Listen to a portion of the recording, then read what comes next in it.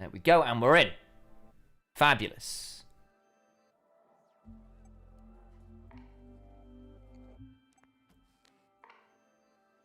And we pop this out.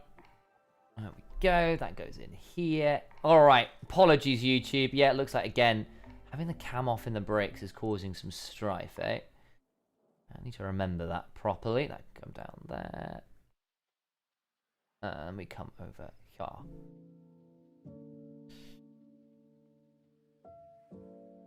Oh, Team WE on screen right now. Karis, great start to the split. Great start to the split. Then fell off a cliff. Monkey's been trying. He's still very good. About's had a surprisingly okay last few games. Quite key in WE's journey to make it here. One's Legend, of course, with a significantly better showing over the last few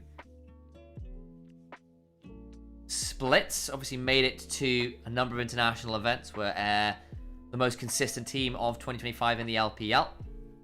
Look at the Shinzao there. Both players putting a lot of time into it. Poor old Monkey with the 1-2 record versus the 3-1 for Tarzan. But I don't think that's necessarily on Monkey, who's been doing his best on a team that has been up and down.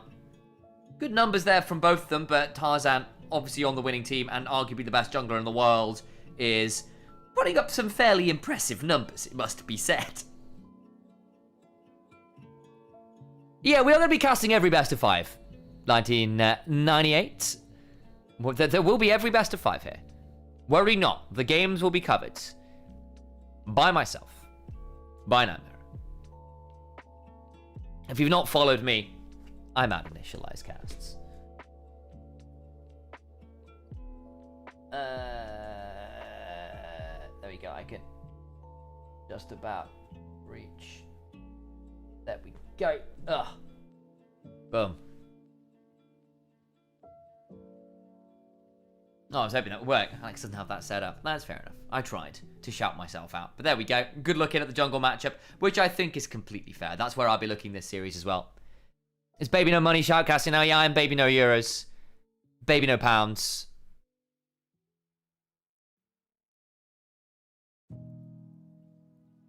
Oh, 800 euro sign. Slash shout. Yeah, I know. It's because I normally have it set up as a stream elements command. There we go. Boom. Good morning, comrades. How go the game so far? It was a 5-game startup, which was very, very exciting. JDG won it in the end, though it was a close run thing. But yeah, I get the Baby No Money comparisons quite a lot. I used the inferior option, right. Baby No Yen. Yes, okay. 俺の日本語はちょっと悪い今。勉強しませんでした。だから、俺はちょっと悪いね。Apologies, my Japanese these days is a little bit rusty. You look good, brother. From me to you. From me to you. Howdy. LPL's back with the brothers. You know it, Omar. Good to see you.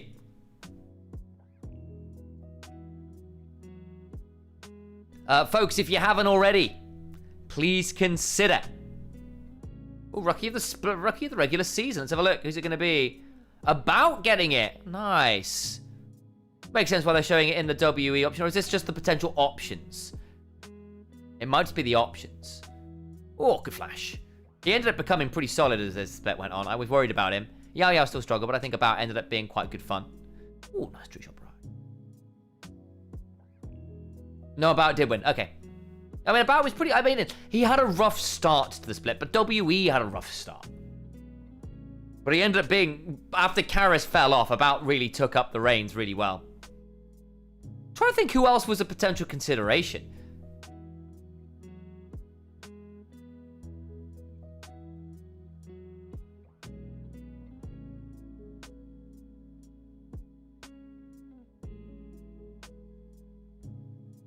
Nice editing. It was a 5-game series, Omar. 5-game series. Though JDG could realistically have won 3-0, so it kind of became a bit of a 5-0 with some unfortunate mistakes going on.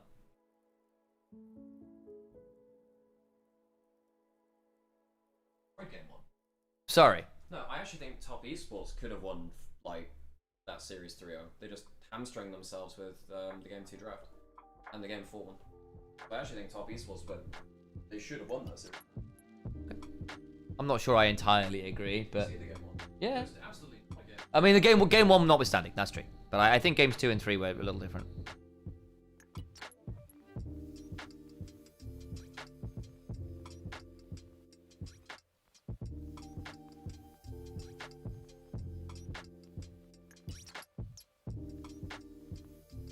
In the end, I think top Esports just chose some rather challenging drafts to play. Not that they're necessarily like without win conditions, but they were like very low margin of error comps, and that was a mistake when the players just went up for it. What happened to the YouTube stream? It's back up now. Or it should be.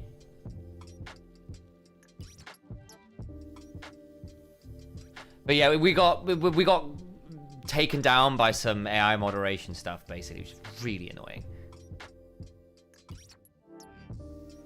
Thank you very much.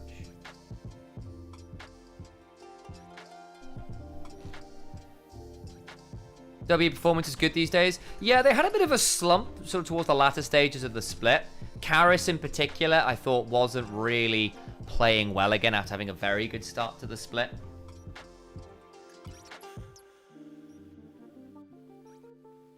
But yeah, but YouTube's back up again now, but it did that usual, oh, it's kind of gone down again.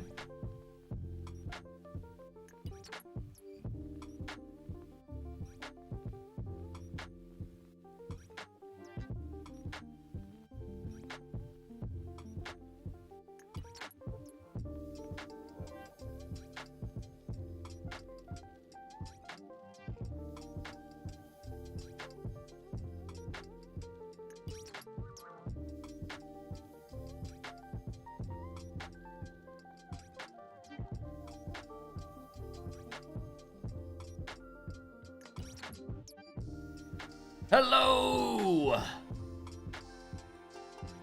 Hi, Amber.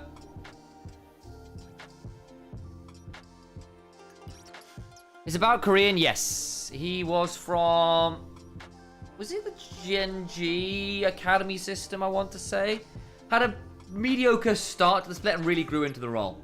Which is great news for him. And WE, right? Because again, replacing Taeyun Vampire, where that synergy was very strong, even if Taeyun was very suspect of his core champions and has been struggling. Now he's gone over to Nongshim. But we'll see. I'm trying to think who else was potentially in consideration for Rookie of the Split. Who was potential for Rookie of the regular season here?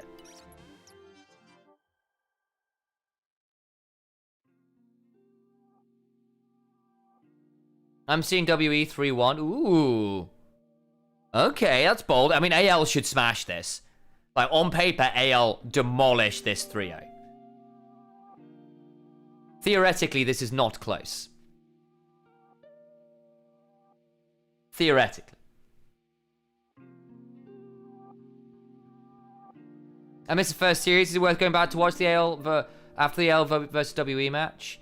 It's a 5-game series, so probably. It's not...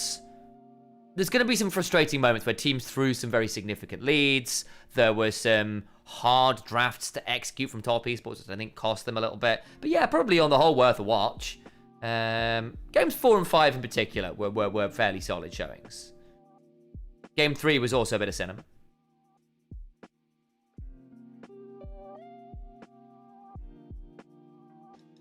On paper, AL 3-0 to WE 3-2. Got it? Yeah, feels about right.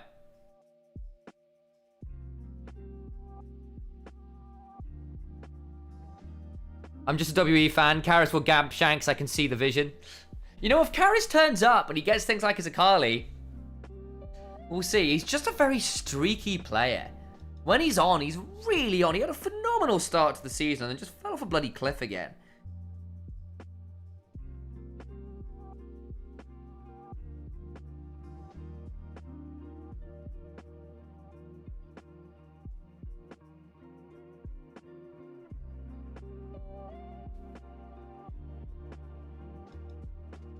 Luke equals Master Yi, or perhaps that's Yoda. Lando is Lucian. Leia is Ash. R2-D2 is Yumi. Is that what I think? Oh my god. Okay, what Star Wars character would be a various League of Legends champion?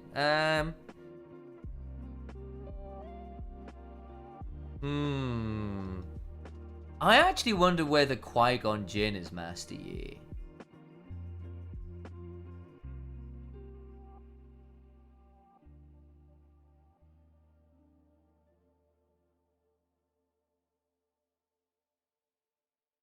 Anakin is Shinzao turning into Zahen.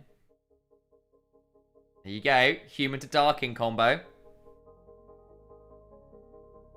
And then brings down the great evil and he become one himself. Or it could be like Swain as the Emperor, but and then like someone like Darius. But then Draven's not Obi-Wan. Because you couldn't have the brothers that way. Obi-Wan is Yasuo, Anakin is Yone. Not a bad shout. I can see the argument there.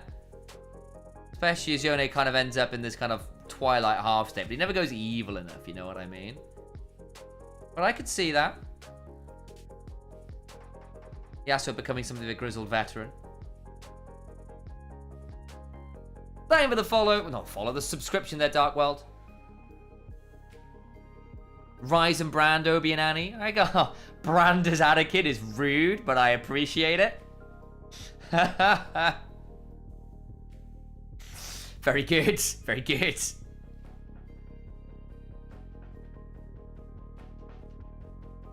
Nox the good guys, I promise. I'm just not sure that's true, but that's fine.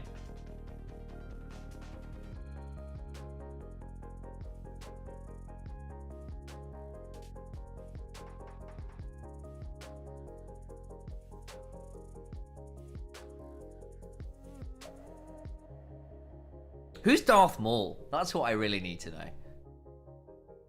Rey is Lux? I can see that.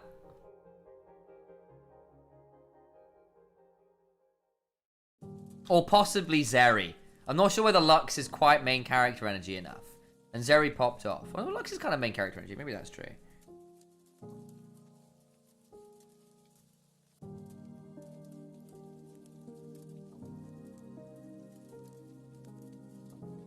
Brand is on fire just like Anakin. Yeah, that's kind of the thinking. It's like, that's very rude. MVP? Regular season MVP. Here we go. Who's it going to be? Tarzan. Of course it is. He was so good, guys. Oh.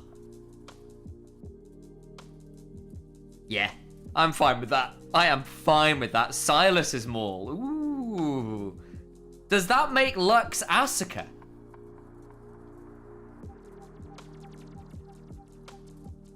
Ahsoka, sorry.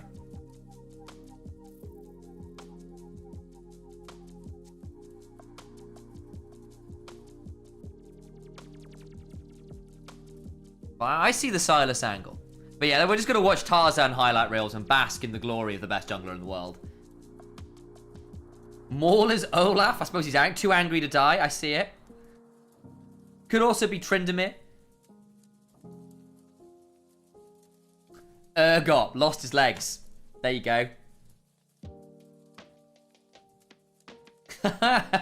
Very good, Noah. Han Solo, Nunu, Chewbacca as Willow. No. No. Who's the most kill-intensive league champion? Wielding a double-bladed lightsaber is crazy. Yeah, that's true. It's Katarina. There you go. Yeah, at one point in time, it's literally Urgot. Exactly. So it could be Urgot with the shotgun needs. Fear beyond death. Even the ultimate. There it is. A Maul Urgot skin would go hard, for the record.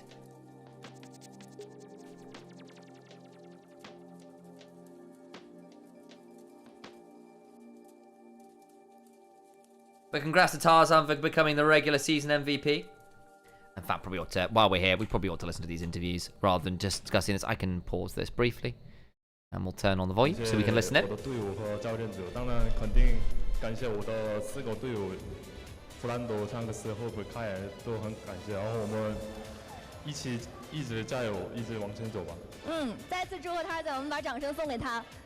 其实这也是他等选手第一次在常规赛获得这样的一份李宁最有价值选手的殊荣，也算是给新年开了一个好头。 For the record, Miss Fortune is Han Solo. She even has Han Solo voice lines. 关于今年你个人有没有什么样的 She was at least her personality is significantly inspired by Han Solo. So 对我来说很开心的一个事情吧。然后我的目标也是 watch your mouth, kid, or you'll be respawning at home. 拿冠军吧。然后我想一直努力，不断的成长和学习，挑战着吧。然后我想给大家更多的精彩的比赛吧。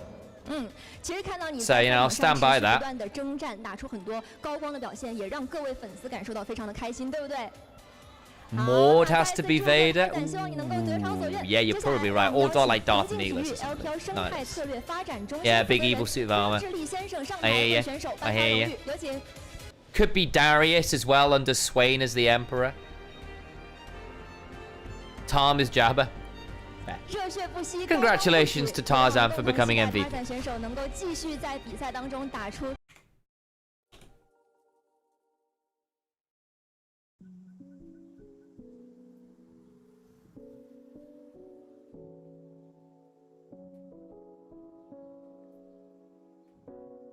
Congrats to Tarzan, a well-earned MVP there. Renata Duke Gunray, yes, the Trade Federation, very good. Does that make Callista like her Trade Federation fellow?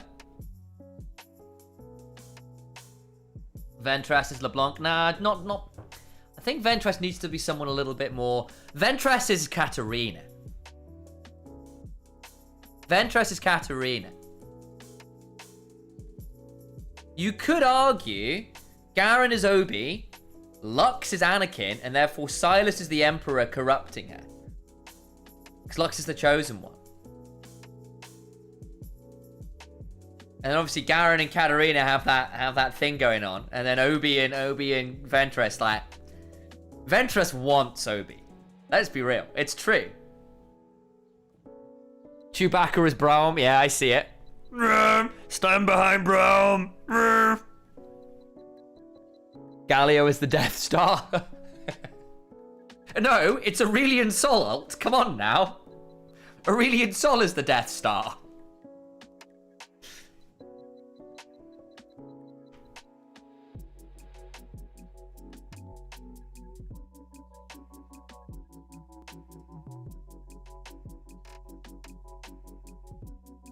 Couldn't Swain be Palpatine? It's the reason I said there's an argument for Darius as Anakin. Palpatine is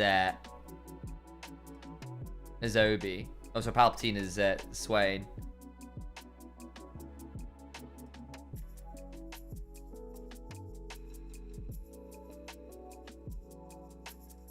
The Emperor is more LeBlanc. Agreed. Agreed.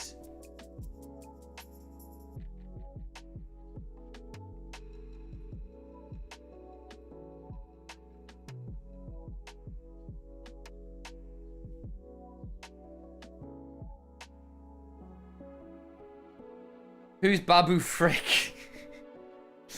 Don't you glop shit-o me.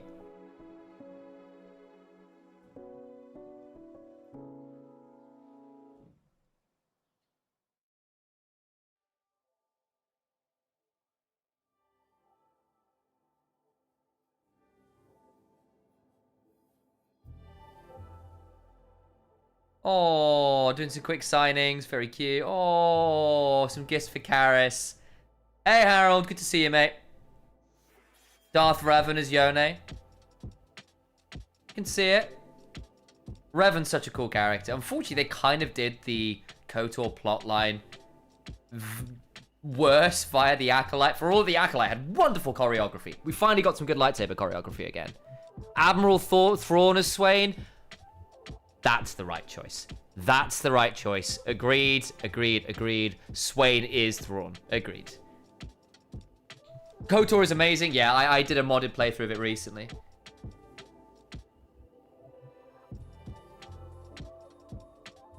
Legends canon be like report Chewie, no E when the moon hit. Victor is Thrawn. Ooh. I somewhat disagree. Victor's a little too fanatical and not enough. You need someone who believes in the equivalent of the Hex deck. So like, and that's not Thrawn. Thrawn is actually very pragmatic and against the use of these kind of superpowers of the Force and stuff. And no one is here for WE. Well, it was. Who's Jace?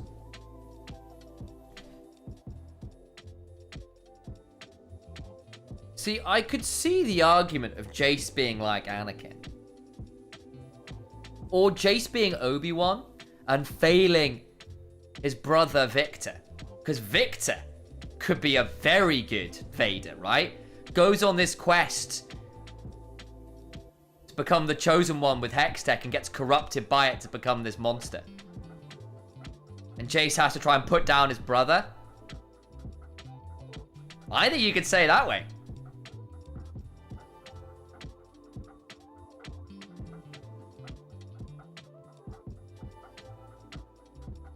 We have actually got interviews on. Probably ought to listen to this. Hang on. Pause that. 我个人认为对方 Hop 选手和卡尔选手配合得非常好，所以在2对2的方面，2对2的方面，我要好好对应对手的突袭。Teamers 好 and 的， Ewok, 那就期待 hell 你们在 yes. 比赛当中的精彩表现，我们峡谷见。Andor's phenomenal. It really is. Clean drink. That's got to be the smoothest one we've seen.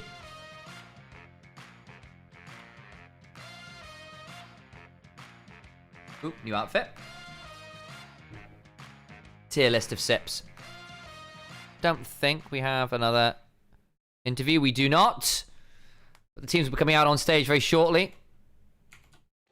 Put a bit of Legends Diana on briefly before we get locked in for the series. Guys, by the by, if you can see over here. There. Picked up another like 20 yards users for Opera GX. Thank you very much, guys, to those of you who signed up. If you've not already, Opera GX is a fantastic way to support myself and Alex. It doesn't cost you guys any money, which is very helpful. Especially because I know times are tight. For those of you who do have a bit of money, there's a Ko-fi link. There is also the ability to subscribe on Twitch. And that would be awesome for those of you who can help. It doesn't cost you any money to help via Opera GX, which is a big one. I'll pop that into chat. Katarina's Ventress, I agree. Had that one already. Well, this is a really easy way to support us. It's not going to cost you any money, just 2 minutes of your time. And Opera GX is a fantastic browser. There's that cup. Viego is Vader. Padme plotline, yeah, I see it, but then I can see it. But it's just a little bit too, like, he's too ancient to horror, you know what I mean? But I get it. We've obviously very much similar vibes.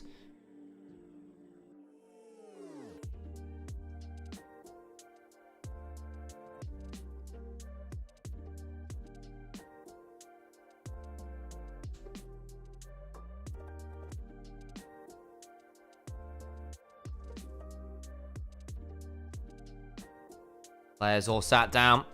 Probably is time then to flick our volumes over and get ready for our first draft of this series.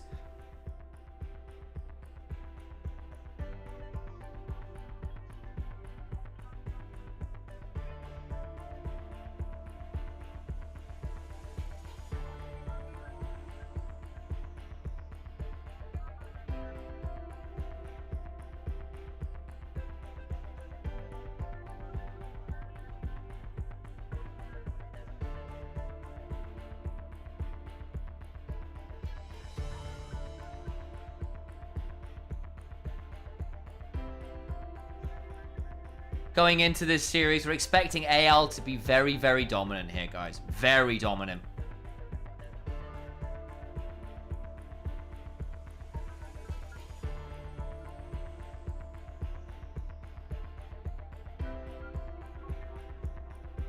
WE mid-jungle will be key here. Is Karis on form? Can Monkey match up against the regular season MVP?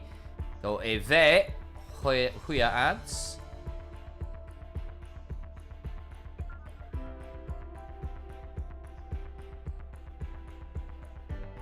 Is that GENG's coach? Daney is over here. Yeah, but but Daney, well, former GENG coach. And he was a DK for that matter, and T1.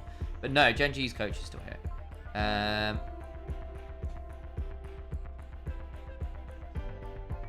Just let me check who the coaches are of AL right now, because obviously they lost Tabe. They've got Teach 'em Up, who's obviously formerly of WE. Was a legend for them. Jin Jin and 694, who are Chinese coaches for the side of WE. And our first game draft is coming in hot and fast. AL with the first pick over on red side. Nymaera, Pantheon Cassante band. Orianna is up. Orianna's been let through draft. As has Azir. It's Karis, who is a massive Azir main. Massive Azir player. Going to take that over the Ori. Helper was GENG's coach. There you go. I forgot about that, actually. Thank you for the heads up, Simi. Also, nice first chat. Appreciate you mentioning that one. It's just Jarvan Ori, isn't it?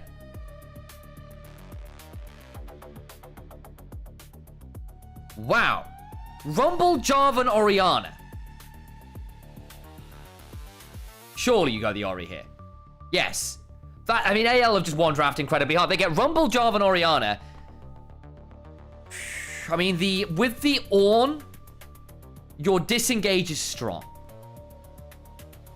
Shin Tawal, Empress Defied, Ornhorn. I think WE are taking a very big gamble giving all those picks over to AL. A very big gamble. Cube is a fantastic tank player. By far I think he probably is the best tank player at the upper echelons of the LPL right now.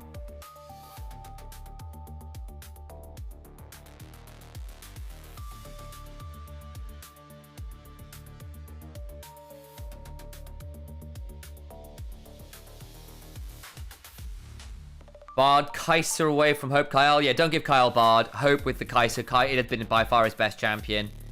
Ezreal to get out of the Jarvan. Corki bound as well. Probably the other option as a lane dominant champion that can get out of the Cataclysm. I think you ban Corki here, no? Unless you want to get rid of something like the Alistair or the Braum. Ashe denies the Ashe Seraphine. In fairness, About and Yao Yao have been Ashe Seraphine and Joyous, and that breaks the combo. Is it just a Corki Nami angle? The tidal wave helps disengage as well with everything else. I think it probably is a Corki Nami angle. Now the question is, does Hope and Kyle want to go Lucian Nami? Deny that. Misfortune plus Rel? Another option? You've already got the Cataclysm. I mean, good God, this Jarvan ult is going to be a horrible place to be. Spicy Shot Glass. Shockwave not stirred.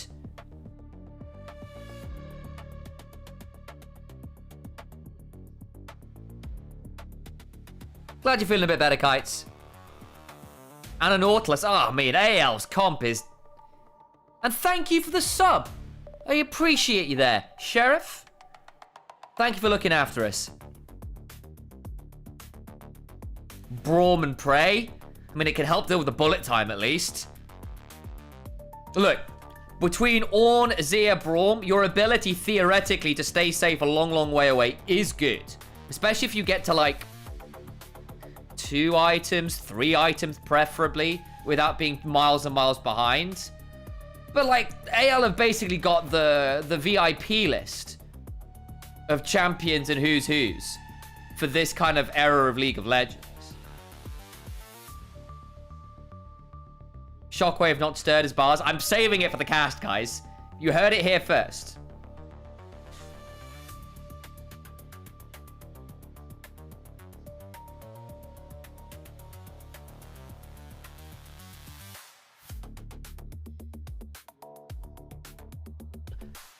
I am all in on AL's draft here. That is a monster draft. Like, WE's draft is not bad. Don't get me wrong. Corki, Azir with very good frontline, very good disengage. But I think you've given up, like, every power pick under the sun, it feels like. Plus, it's all great synergies. Jarvan with the mother of all follow-ups from everywhere you care to look. If the disengage is good enough, maybe there's a way out, but I'm just not sure. Run some quick ads before we get into game. Don't want them? Subscribe. Much like Dark World and Sheriff just did. Come on, volume up. That'll do. Cam's going off. But Lord Almighty, it's a gamble. It's a big gamble from WE in this first game. Giving up all of that to anyone's legends of all team. Their mid-game, their one-handed spike is brutal, but we'll go on to the Rift and listen into those gyos. We're in LNG's arena.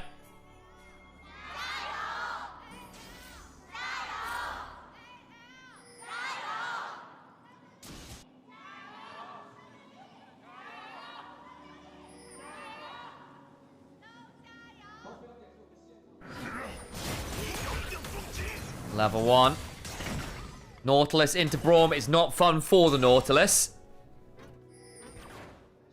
You go in, you get CC'd, Nautilus cries about it, has to run away.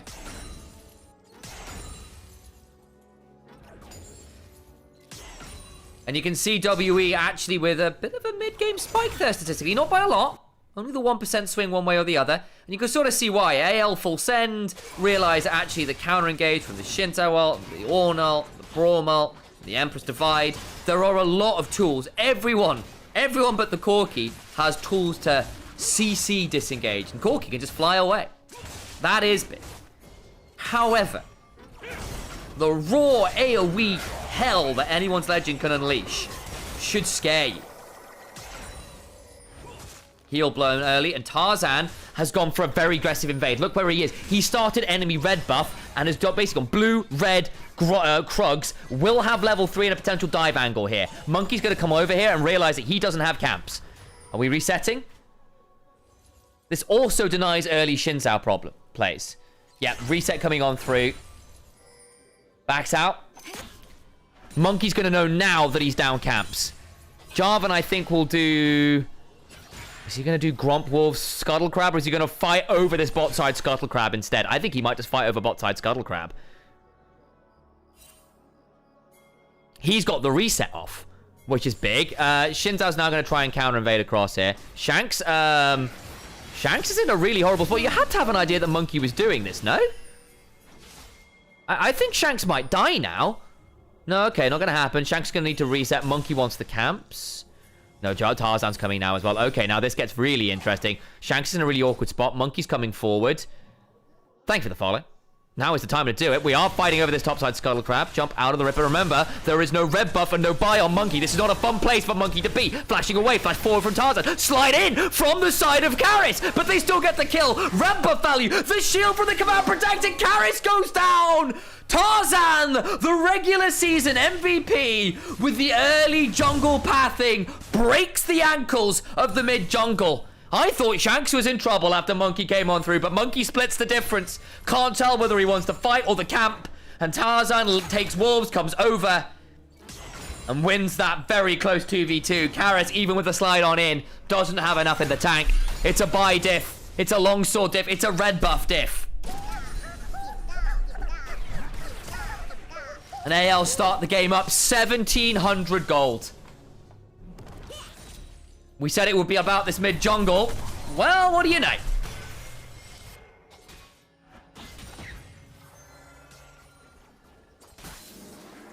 Could have easily gone the other way. Yes, potentially. But again, red buff and longswords is a big difference. A little note here as well, by the way. Flandre has gone for the ignite on the Rumble. We'll get the teleport eventually later on. Nice shuffle in from Karis there, but there is still a good trade back from Shanks, who's got the lost chapter already.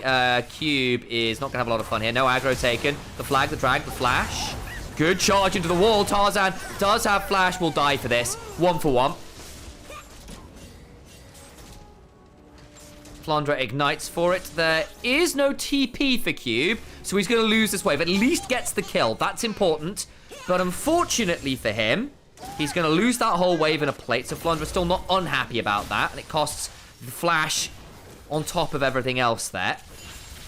Karras also chunked out very heavily there by Shanks. Again, that additional kill giving him the lost chapter means a lot more oppression in this laning phase.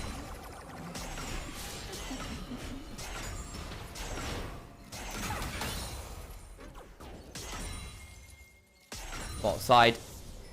Shove in from Hope and Kyle. Probably be about 5-6 CS up by the time that wave is collected under the turret.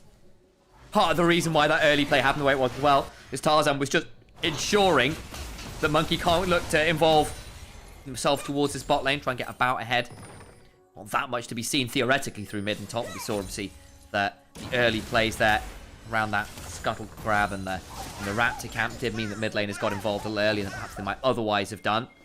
The bot side volatility would have been an angle on in, but WE find themselves in a horrible spot. Oh boy, Shockwave after. Karras is going to be forced to slide away, but loses 80% of his HP bar. He's going to reset, doesn't have teleport. That's Shanks with a wave shoved in, a turret plate to his name. And the advantage continues to grow. 2,000 gold right now for anyone's legend to the advantage. AL with good early jungle pathing will always be the most terrifying team in the LPL. Tarzan has always been very, very strong at finding creative early paths that put enemy junglers into binds that they cannot find ways out of. We've seen them then overplay from it on things like the Jarvan, no less, where Tarzan with the lead full sends and kind of dies for it. But that's the level 6 off the stolen blue buff. He's 10 CS up in the jungle. Oof. It's 4 odd camps. Jarvan with level 6 and a red buff. Should be alarming. Could look to maybe punish the Ornn with no flash with it.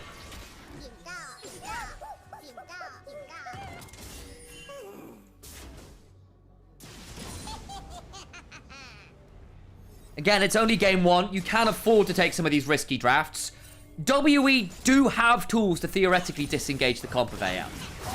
The issue is that AL are going to be given a lot of power earlier than WE, alongside champions that are just generically very, very potent on the current patch. Have been for the majority of this year and last, to be honest. Ignite comes on, the Equalizer comes on down Flandre with his forever present Rumble in the Jungle skin.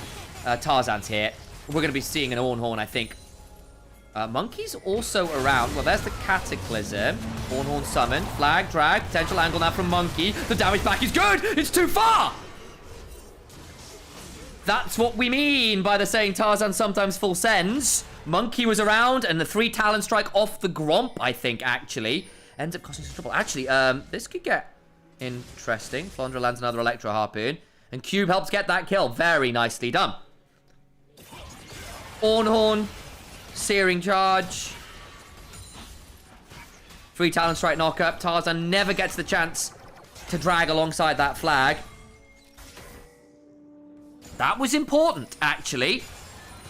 Monkey will get one of these grubs, but reminder, Flandre still got the Ignite, even if he doesn't have the ultimate.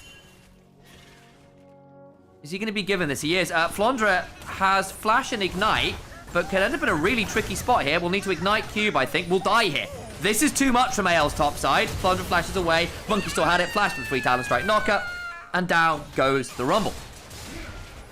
Will cost him his bot side. Still worth doing. And now the Ornn is ahead of the curve. There goes half the gold lead. Still 2,000 odd. But again, AL have this habit of getting really good early plans and leads and then just oversending it a little bit in that top side of the map. Flandre still up 20 odd CS. But now down in gold. Didn't need to be there, I think. They had to have an idea that Monkey was around. Didn't really see what the wave state required the shove in there from Flandre. Maybe it did. Either way, gets punished for his over-aggression in lane. Tarzan will get the bot side dragon from this alongside the full set of camps. So we'll still find a way to get some advantage back off Monkey making that play. It's not like Monkey's gank top comes without price and the third Scuttle Crab of the game spawn. Shanks gets a wave shoved in. Is up 15 odd CS there as well. Feeling very happy in that mid lane. See what build he decides to go towards. Might be a Luden's angle here. I wouldn't hate a Liandry's into the double tanks of the Braum and the Ornn. Xin Zhao will build a fair amount of HP. Azir sometimes does, but by the looks of it, it'll be Nash's first anyway. I don't think we're seeing the Liandry's there. Instead, it will be the Luden. So just all-inning on the upfront burst. I think that's quite smart considering when the comp spikes. Play for what your comp does, not for what you wish it did.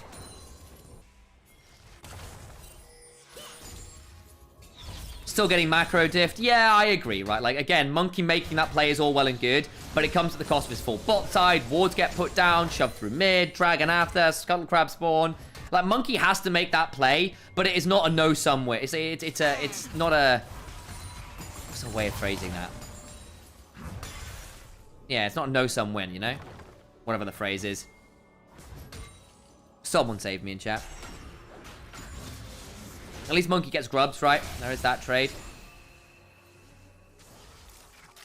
But I continue to be nervous about this Orianna lead. Tarzan's thrown a significant amount of his, but he's still very ahead. It's still a lot of camps up as well. A lot of camps up. Monkey's going to realize a lot of his camps down. He's now on vision. His camps are on such weird timers. Like, Monkey's camps have been horribly timed. Really problematic for him. Which means I think this CS lead is going to grow for Tarzan, actually, because he can now look to invade on this blue buff spawn. Wind does become lightning. We are going in on this, but Tarzan's around. Monkey, remember, has no flash. This could well just be a very dead Monkey. Oh, hang on! Tarzan now in danger. Karis just about survives. Good chunk back, but Karis again going to be forced to reset and flash. Monkey needs to not be here. They know where he is. That's mid-turret. That's mid-turret. There is a TP. Can they interrupt the Azir? No. Not enough wave, and they don't have grubs. I take it back. Still, fourth plate down. Shanks will back away, and there's the blue buff after. Should be just picked up. Is last cone out. Nicely done.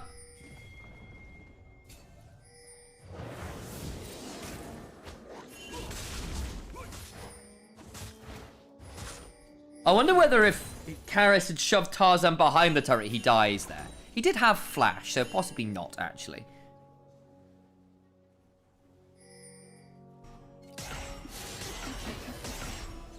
Shanks is in a monster position this game now. 1,300 gold up, going to Shadow Flame second. Has got the mid lane role quest. Hope doesn't quite yet. So I think he might need to be sent back down bot lane. In fact, yeah, he's just shy on it. Would really like to get this done. Has had his Cull cash in.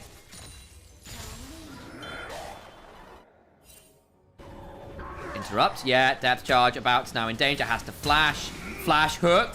Goes wide. Okay, nice idea, Kyle. It was blind. I'll give him that. Still, flash a flash. About's going to be forced to delay his reset. Might be his Trinity force back, actually. Likely is, looking at components. We'd stop off for a tier, so maybe not. There's that extra skill point from the triple tonic.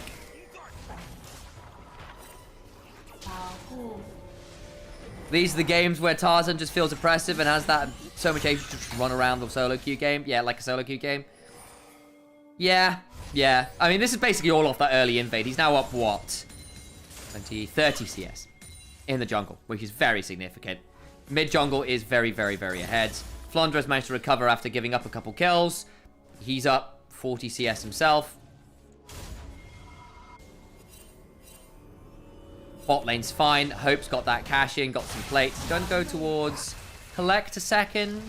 They're really all inning on this 2-item spike being really lethal. I mean, Collector is a cheaper spike, and Misfortune does abuse the dirt quite well.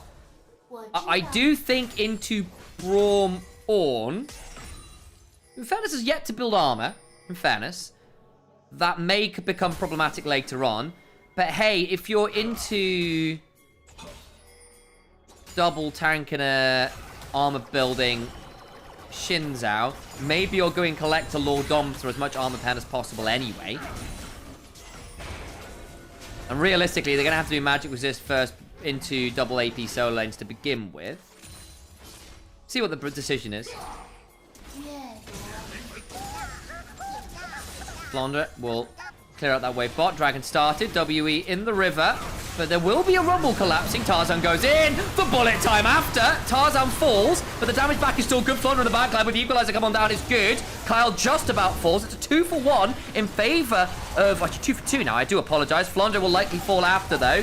As Cube comes in, Flounder flashes out to safety. Shank stays with us. That was a 4v5. Dragon will go the way of WE. The 4v5 being a 2-for-2, not fantastic. And Karis ends up falling. Who ended up dying? Tarzan, Kyle. Who got the kills? Monkey did. Okay, the Xin Zhao getting that kill is important. Gets him into a place where he can be a little scarier again. Hope he will get the replay there. Because Shanks basically gets a turret for that. Being a 2-for-2 and a 4v5 is not exactly the best thing that WE have seen in their lives. At least stop the dragon stacking. Did Tarzan get to ult there? I don't think he did. Ah, I see. So Karis TP'd in. Or did he get... that's what happened. That's how he dived. I was thinking, how on earth did Karis die? He just lost the 1v1. There we go. That makes sense. So the 4v4 went 2-for-1. That makes much more sense. Whereas Shanks just won the 1v1 very handily. That's what happened. That makes more sense. I'm thinking, hang on, where did Karis die now? Thinking, did someone TP in? Like, no, he just died. While I was focused on that dragon fight, that makes much more sense. Here we go. So it was just the 4v4. And again, this is why WE's comp still has pretty scary and about. It's a good Valkyrie away. He's not hit by the flag and the drag. The Core of the Forge God hits absolutely everyone. So you never get a chance to Cataclysm. The Equalizer is good, but Yao Yao doesn't die to it. About does. And Flandre at least gets the flash out here and isn't brought low afterwards. But hey, costs the dragon. And not having your very fed Orianna there. Little problematic. Tarzan, from a very, very strong early lead, has now died 3 times on the trot. Slightly awkward.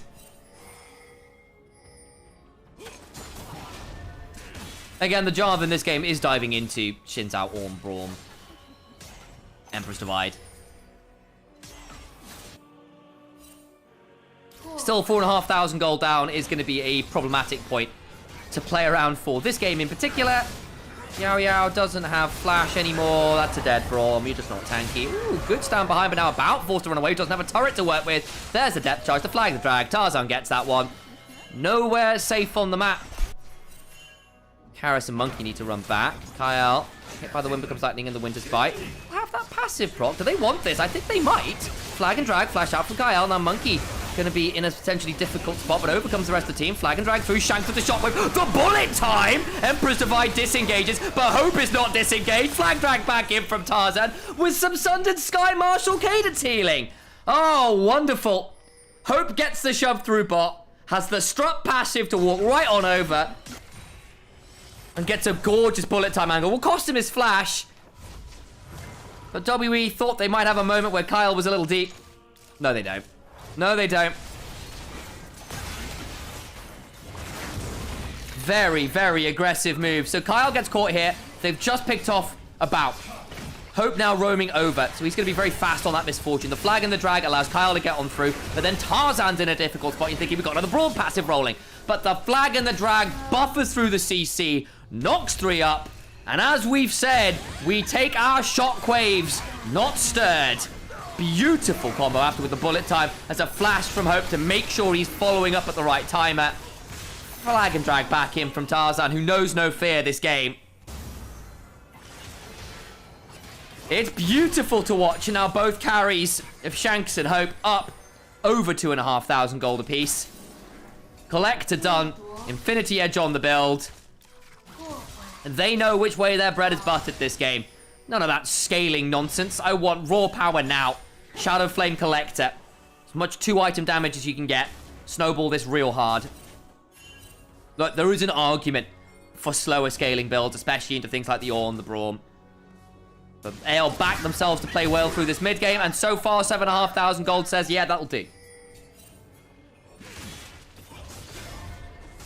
I do love watching anyone's Legend play, I really do. After a rough start to the split, they have come together very nicely.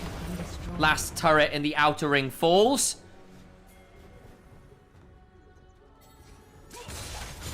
Anyone's Legend near enough 8,000 gold ahead. As I speak about it, there it is, ticks up. Thank you very much, Kites, for the sub. A whole year. A whole year. Actually, a year. Appreciate you for that continued support. Any more for any more? Some wonderful gameplay should be celebrated with a subscription or two. Am I shilling? God, yes.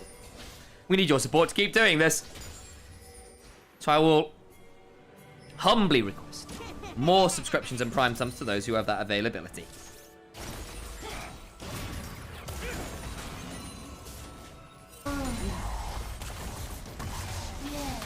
Cube gets chunked through the wazoo, and that's even with K-Nick Rooker and a Negatron Cloak. Hang on, a bounce coming down here. This gets interesting. Flash away for the call of the Forge God rebuy. Nicely done. Does have to burn that summoner about with a nice lane gank.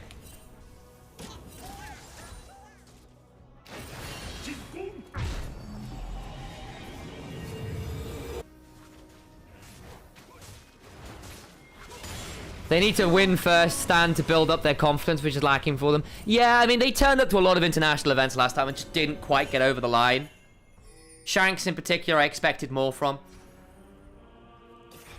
Kind of ended up in a really awkward spot after his international jaunt, and there was all that kind of controversy about being on stream with some of his friends who were saying some really ugly bits. Which is very frustrating, because Shanks is a very philosophical, erudite guy who seems so... I don't know, introspective to say those things. Was quite disappointing, really, from them. Hopefully it'll be a growth point. Yeah. Better human after, but we'll wait and see. Thank you for the sub there, Kywin. See, this is why we ask. Quinn Alexander. Kwin? What? Kwin Alexander. Is that the way? Is that a Welsh win?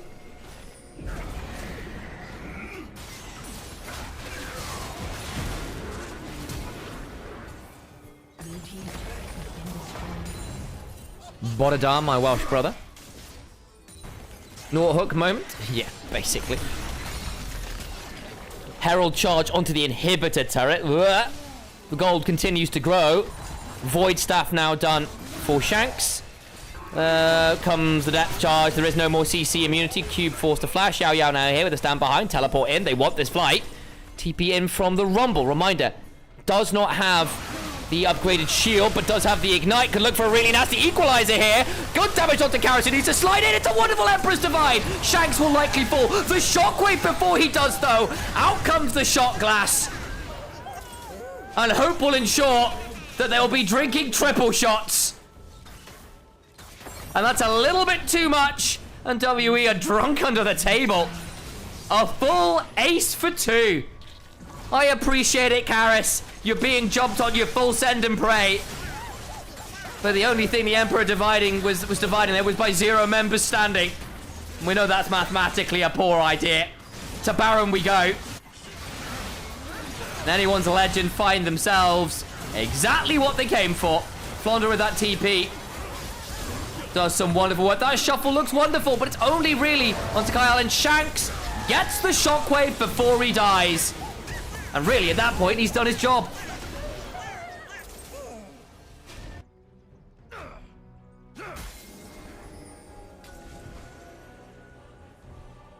It's been a really good game from anyone's Legend. 1 or 2 overforces, but again, when WE have made their proactive moves through Monkey, and credit to them, they have done that, it's never come for free.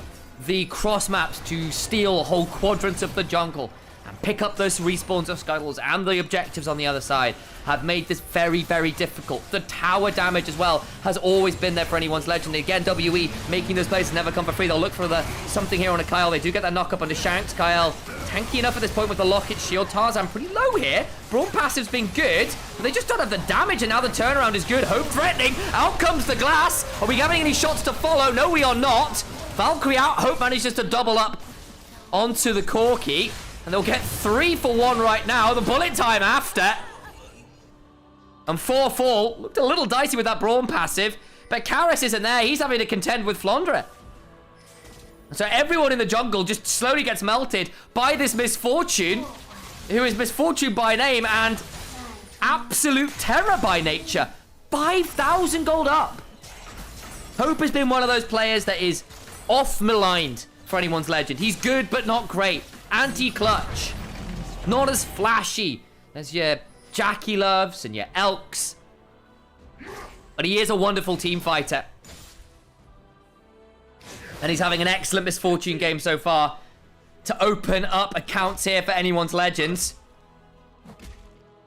And it's quite the deposit they're putting in there. 5,500 gold for the Misfortune alone. But everyone on the team has got some investments to make in this series. They're up 13,000 gold. They've got Baron now as well. This game is done. Surely it's done. All the scaling and all items in the world, I don't think save them here. At least you've got 2 items. Maybe Flandra gets jumped on here. He's pretty bloody scary. That's a 3-level advantage. He's got Ignite! Monkey's gone. Karis flashes. So does Flandra. And he speeds his wealth away. Out comes the Equalizer. He wants the 1v1. Goes golden with the Flame Spitter on. Karis needs to be really bloody careful. But it means he's not back. The base is being broken. The Nexus turrets are under siege. And you don't have the Azir. Cube falls. Doubled up by Hope. Some love taps. Not sure they're really taps so much as gut punches at this point. So it's just about to survive that wave. Cube dies, as we noted. 4v3 in the base. The bullet time comes on down. We never got to see the full damn combo. It was never required. Shockwave not stirred indeed. Sublime stuff from anyone's legend. Convincing. Domineering. The early jungle pathing sets Tarzan ahead, and through Tarzan goes the rest of the map. There were some overforces. Monkey did a good job about making some plays back. You got some kills. It wasn't without flaws, but again, the relentlessness of anyone's legend. The knowledge that if they're going for these aggressive plays and they are responded to, there will be something happening elsewhere on the map, came to punish WE far too quickly, far too fast. If you don't want to have the advertisements, subscribe right now. I see you Twitch primers. Now is the time to avoid adverts. And everyone else, you're sticking around to support the channel. Don't skip the ads. All right, let me turn that volume off so we don't get done in by copyright issues. I shall stick on some more Legends Diana. Any Twitch primers? Hey, thank you, Tornasco. See, this is why we ask, guys. It's why we ask. Much love, much love, much love.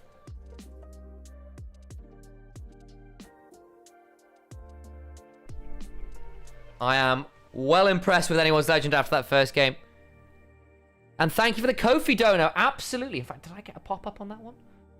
I did indeed. Edlast, thank you for the Kofi dono.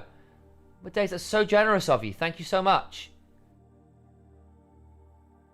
Got that over in the YouTube chat. Thank you, thank you, thank you.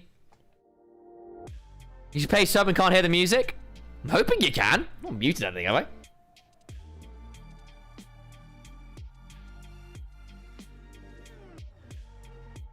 But yeah, basically because the LPL music is copyrighted. I'm not even joking. So it's like, okay, we'll put Sessions Diana on, which is not copyright music. But there should be music on now. It's just Sessions Diana. We have bespoke music here on the channel.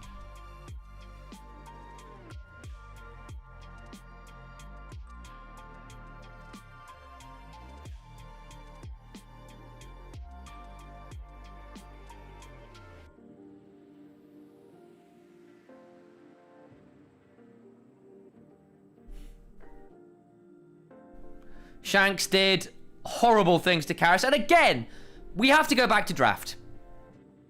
Rumble's allowed through. Oriana's allowed through. Jarvan's allowed through. You take the Azir first pick. So you give up Rumble first pick. You don't Ori Jarvan. You Azir Shinzao. You then give up the Ori Jarvan, the Misfortune after.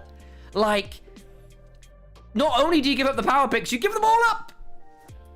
Like, and I'm being a little, hyperbolous here. It is not that WE didn't have a plan here. They basically said, we are going to give you this very, very Exodia draft. It's game 1. We're going to pick good champions, but maybe not as kind of like tier listy. but we think they've got good answers into what this composition wants to do. We've got the Braum Shield and the Disengage with the Glacial Fissure and the Ornn ult and the Xin Zhao ult. But after the early game goes so far awry, you're just never given the opportunity to play around the Braum passive and the anti-dive and the Disengage. Like, when did we really see Karis and About get to sort of do damage at the same time in any given fight? And actually, I think, for all I was sort of talking about this kind of crazy wombo combo, I actually think AL were quite smart about the fact that they didn't layer all of their ultimates at once. They did one, and then another, and then another. And by the time that's happened, you burn Xin Zhao out on one, you burn Braum out on another. You don't have enough for the rest of the team, especially as you are so far behind. An individual ult is more than enough to blast you apart.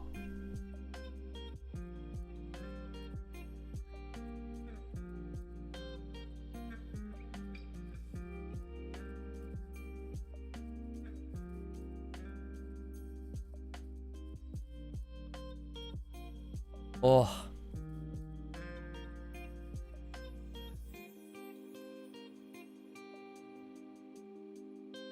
Thank you for the follow as well. For those of you who haven't, consider following on the various channels. It does help our numbers massively.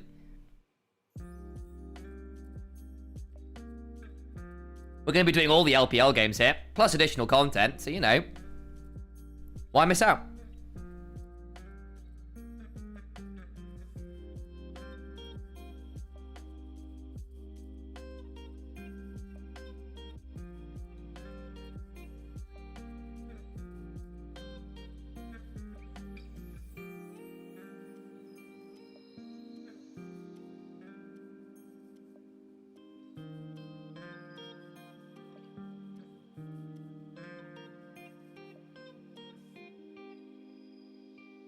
Gonna be a quick series? I suspect it might be.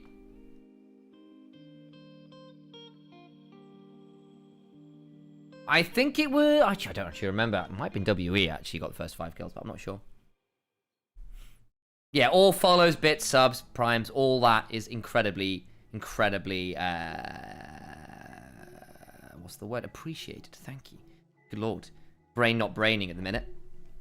Player of the game, Shanks. Yeah, he was the one who made the fewest mistakes, took the early lead and ran with it. Really good shockwaves.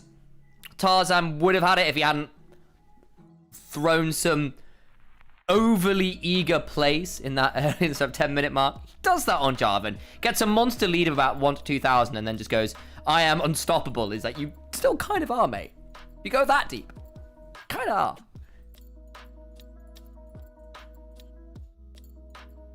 No, Milky Way got done in for some match fixing allegations, basically.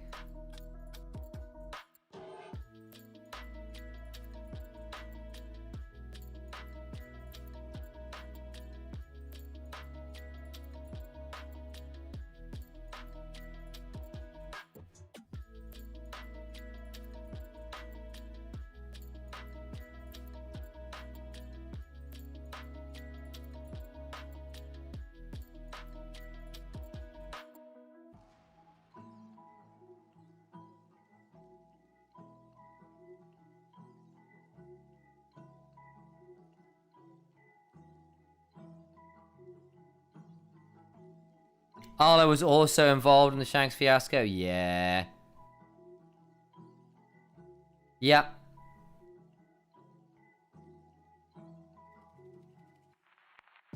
Oh, it was Ale, was it? Okay.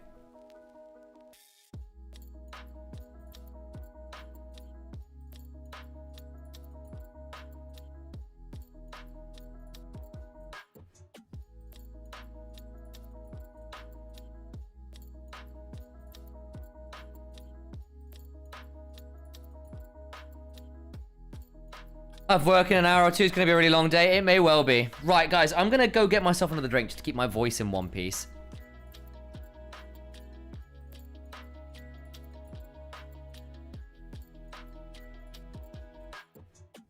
So I will return shortly. I probably ought to think about running some more ads if I can. Are we going to have enough time?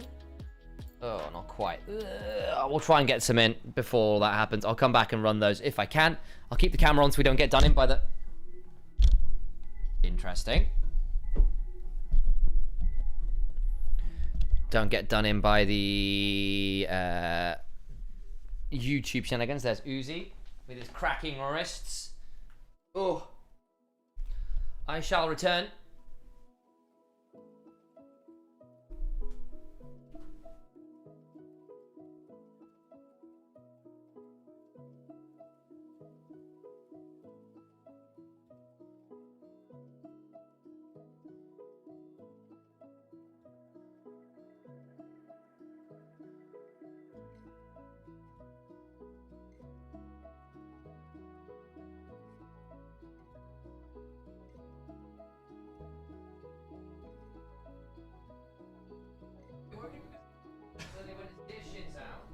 Okay, well, That's not how you win League of Legends. Legends. I tried to play disengage into a crazy comp. Sam, I don't think it worked, though, did it? No, it did not. Yeah. Is this volume's falling? Cool. Hello, everyone. I had a quick nap, and I needed it, not going to lie, and it turns out I didn't really miss that much. So, this was meant to be the one-sided series anyway. Hey, hello, how's it going? Hello, hello. Yeah, I haven't been sleeping fantastic a lot recently, so I thought I'd take like one game off, try and get my brain turned off for a little bit, and then we'll come back to it. What is Alex doing on Sam's channel? True. True, true, true. Hey, Reza, how's it going? Headphone jacked. That's a hell of a username. That's cool, sick. Ugh. Oh, this isn't the right shit. Sam didn't open up the YouTube. Oh, if you've been on YouTube, I'm not. Wait, is that? Yeah, no, I guess that has worked out. Cool. I was wondering if that was the correct chat or not. I think it is. Cool. Perfect.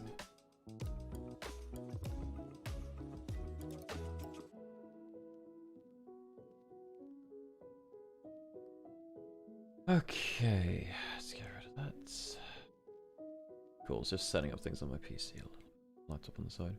What's Nymaera __ doing on the Nymaera channel? True, that's the real Kino. Yeah, no underscores here. No underscores here. I mean, Sam called it out pretty well in the early game. There was one line which, while I was having a nap, I did manage to hear through there, which is effectively, if anyone's legend have good early game pathing, if Tarzan has good early game pathing, they're probably the scariest team in the LPL. And that is something which I can very much co-sign. I can very much co-sign that. I think that Sam was bang on the money with that. Basically, if you are real Alex _ shush. Duo, even if you were Duo Maiden _, I would still accept you. Out of everyone else, no underscores. You're allowed an underscore today, Duo. I did see the message, by the way. I haven't had a chance to think about it. I didn't quite read through it, but I vaguely saw the pitch.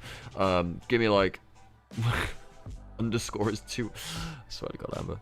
Okay, so the only way which I thought W was going to get away with games in this series, or a series win, would be with something like Monkey somehow diffing Tarzan early game. Probably tank junglers for him, actually.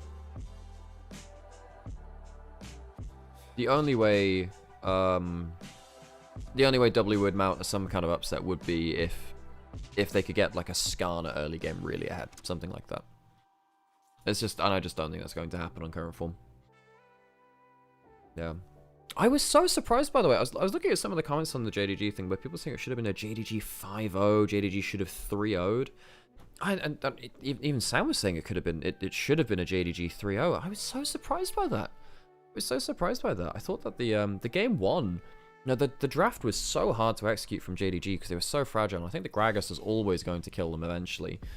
And of course, variety of opinions completely fine. Variety is the spice of life, I suppose. Game 2 was absolutely unwinnable draft for top esports, especially once the Gangplank fucked up the early lane. And then, also they won the game 3. Game 3 draft. But yeah, that was an even draft, but even then, you know, top esports were in control of that game, and then they threw it back to the Chain CC. I'm very surprised to see. Hey, Mecha, thank you so much for the donation. Thank you. You're all very, very kind. Appreciate you all. I logged in here.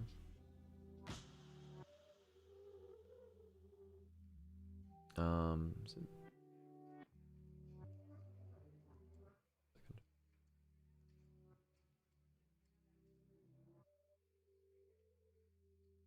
Maybe this is the right thing. Adolescent and Mecha both gave me donations through today. I appreciate it an awful lot.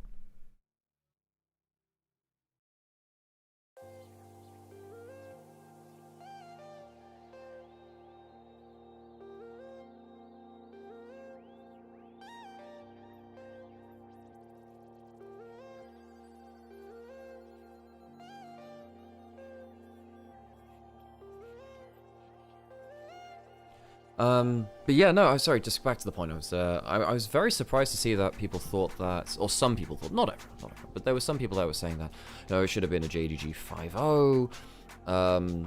Yeah, I thought that Top Esports, for me, I actually think they were the better team with the worst drafts on the whole.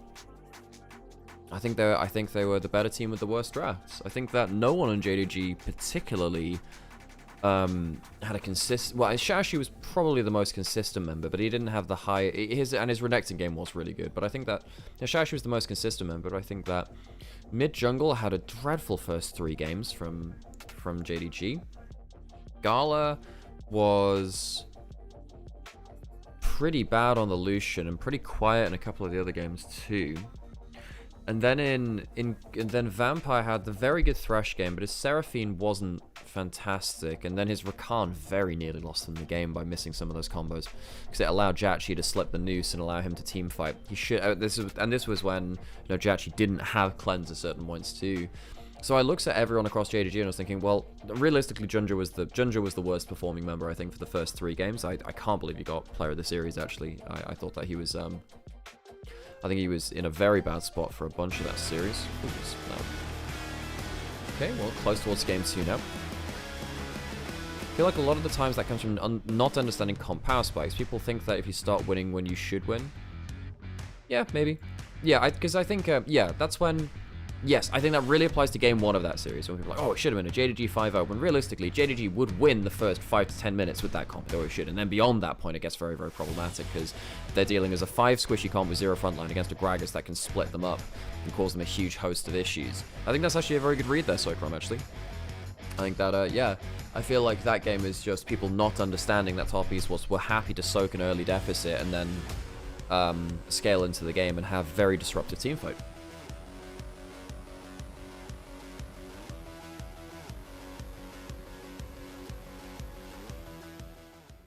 Okay, game 2 starting now. Draft music starts. That is such cool draft music, man. This shit's cool as hell.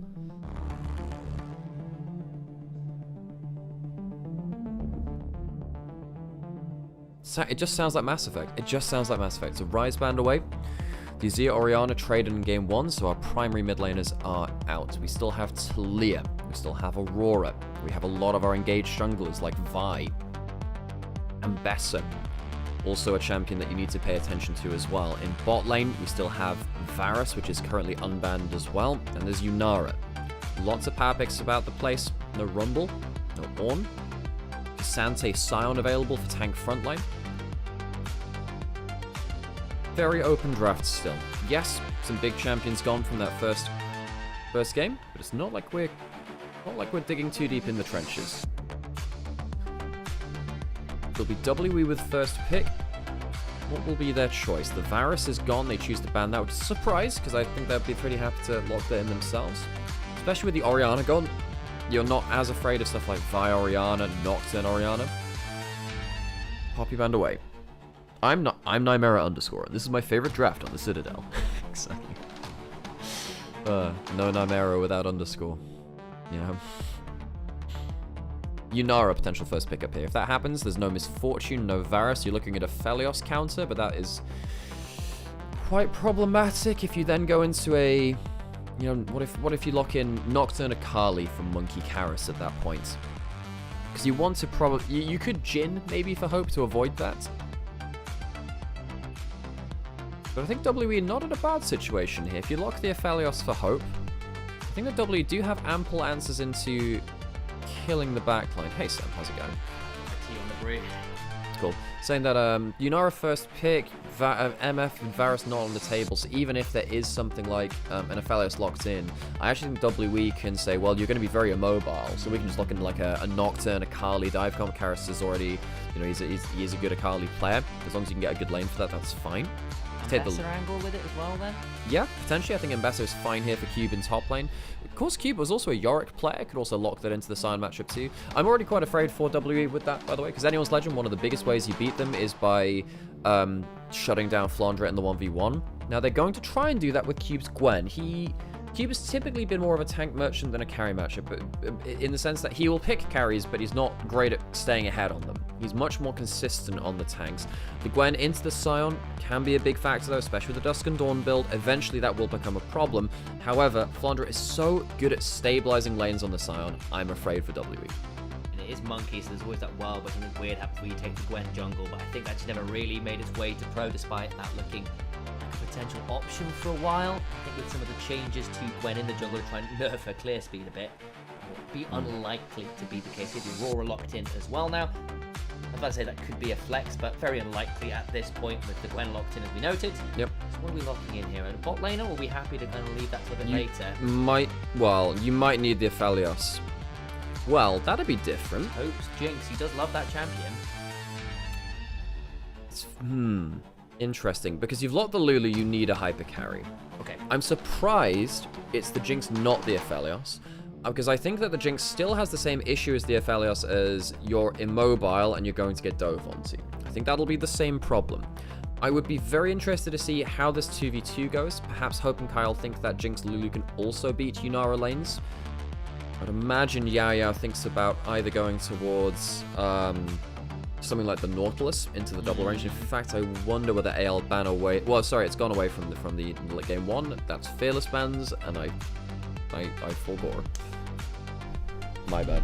But don't worry about it. I'm going to be going to get my tea in a second anyway, so this is fine. Just, lean over your shoulder briefly. I wonder whether there's an angle here for something like the Rise Kiana for Tarzan. Rise is banned, so that would be not available. You're right, they banned it themselves even. So I take that back. It's on my screen. It's not even a Fearless ban. It's just a straight up ban. Well, into the Aurora, you could go to Talia. That could be fine. Play for another front to back. The Talia looks pretty good into this comp right now. You could go Vi Talia as it stands for Tarzan Shanks. Vi Ari would also be fine. I think either of those are okay. You could, you would be thinking when the Victor's a good ban. That would have also been a great kind of like just put something as a minefield in the way. There's the Vi ban and the Skarner bans against their respective Tarzan's great Vi. Monkey is the best Skarner in the league. Are we trundling here? Trundle protects your Sam. Now, the Trundle's not as good for your own comp, but it would mean that the enemy team can't pick it. The thing is, so they lock in the Pantheon, which gives you global threat. Last game, they banned it first round. So now you're threatening Pantheon Talia. If you lock in the Trundle, it is very useful, but Pantheon is pretty good into you as well. The Karma goes for lane prio. It's not a surprise. Yao Yao is a big mage support player. He does like playing stuff like this. It wouldn't be a surprise. It would be comfort for him. But then at that point, you have 0 CC.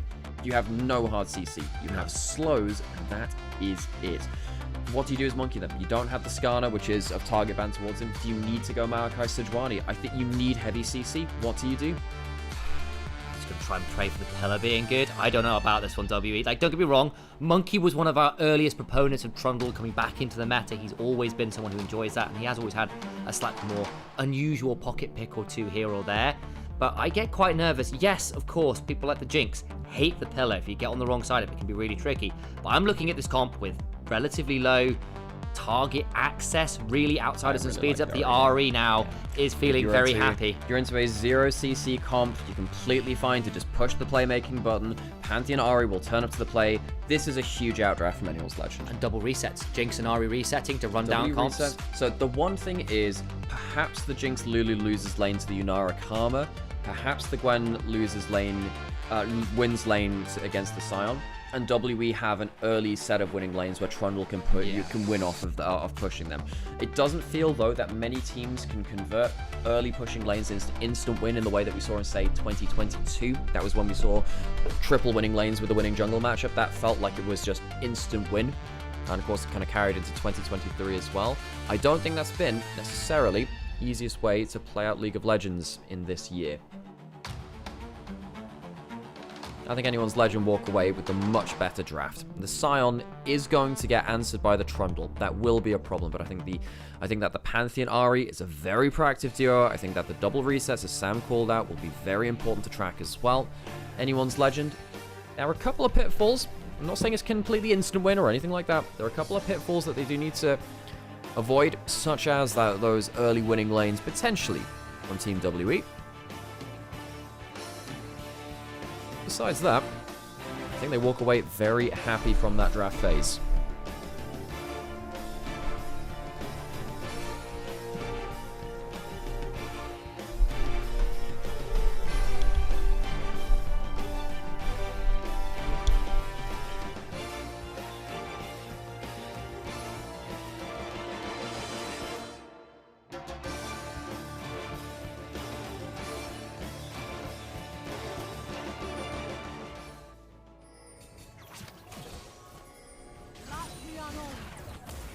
Level 1, Karma Cube, used to try and force them back. You can see, though, they're fighting for that brush control. Do they start with a sweeper? There was a ward put down there. Didn't actually see if the ward was cleared there. Shows the scoreboard. Ward put down onto Raptors. W, I think they know they need a dynamic early game. If W are going to walk away with a win here, it needs to be through ambitious, dynamic early game. Double ward started for Hope and Kyle. There was a sweeper started with for Team WE. Is Monkey going to flash over? Oh, they need to do... Oh my god, hang on. Does Tarzan see this? He does now. There's no flash left for the Trundle. He can't do as much here. There's an empowered Q she uses very quickly onto Monkey. Monkey... Oh my god, he really feels this now. I mean, he sees this half HP, right? He's going to at least stop the Pantheon from doing that much. Blind Q into the bush. Level 1, though, in the bot lane. Definitely looking a little spooky. Sam, very ambitious early game from Monkey, who's flashed over Raptor Pit, stopping Tarzan from getting anything done here. Both junglers are just sat here, not farming. This isn't jungling. This is pedestrian. They're standing in the street, Sam. They're not doing jungle camps. This is basically Monkey getting revenge for game 1, where Tarzan, level 1, invaded for red buff and Krugs and managed to screw Monkey out of the game. Press the attack on there too, some better damage from Monkey. Tarzan has to leave his bot side. Both junglers slowed down. And what this does is it isolates WE's lanes. Problem here, though, bot lane is not winning. That is something which WE would have expected to see with the Nymaera Karma, very strong level 1. I thought that the Jinx Lulu would be worse than something like the Aphelios Lulu. But of course, the level 1, though, Jinx is a better champion than Aphelios at level 1 specifically. And maybe that's why we wanted to play around that. Flounder, good play in this early game versus Cube as well. Hang on, just gonna keep our eyes on that one. That's a crash fail. Flashes to avoid a potential last auto there. The Cube flashes.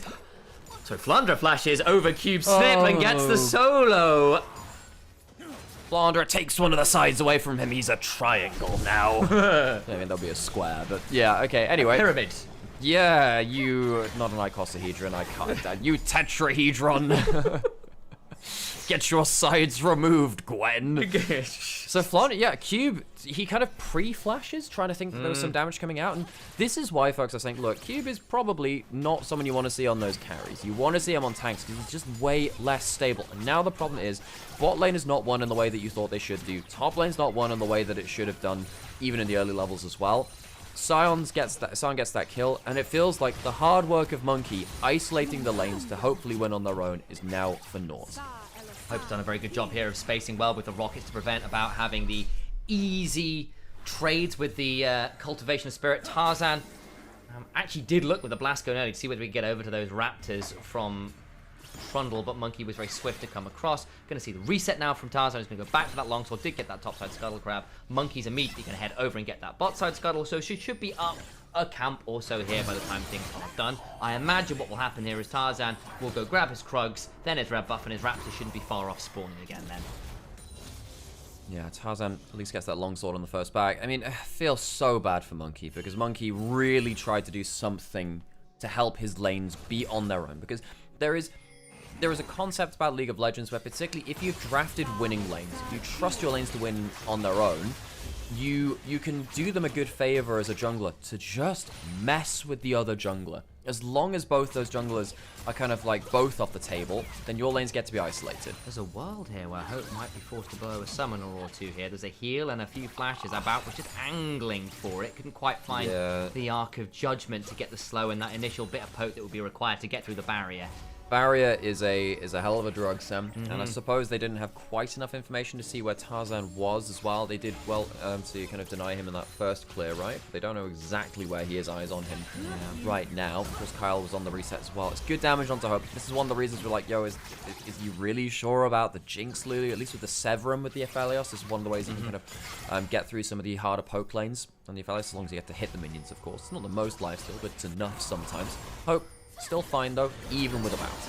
Exactly, and he's using the mana and the rocket range to basically poke out about pretty well there and stay away from most of the damage with a little of assistance there from Kyle, who is laning well here, and Lulu is also very oppressive lane. Not that Karma isn't, make no doubt about it. Tarzan looking for potential invade, will Comet Spear away a couple of those mini raptors, but the Popcorn Chicken largely goes towards Monkey.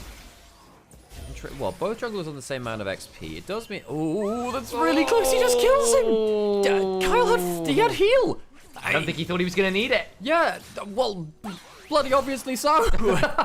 Kyle, my dude, what are you doing? First blood to... Well, not first blood, but the second kill to Yao Yao. First for WE. Kyle, I mean, saving a heal for next game, I suppose. My Enchanter go. Yao Yao is, of course, one of those Seraphine players as well. Does well then, Kyle. Yeah. We've had a couple of them randomly come up through LDR. YCX is another guy that came up and did the same too, where, you know, it's Seraphine, Karma, Lulu, those champions all really in their wheelhouse. Works quite well for the meta right now. Cube does not be having that flash, and there's a level 6 for... I mean, Tarzan is just going to kill him.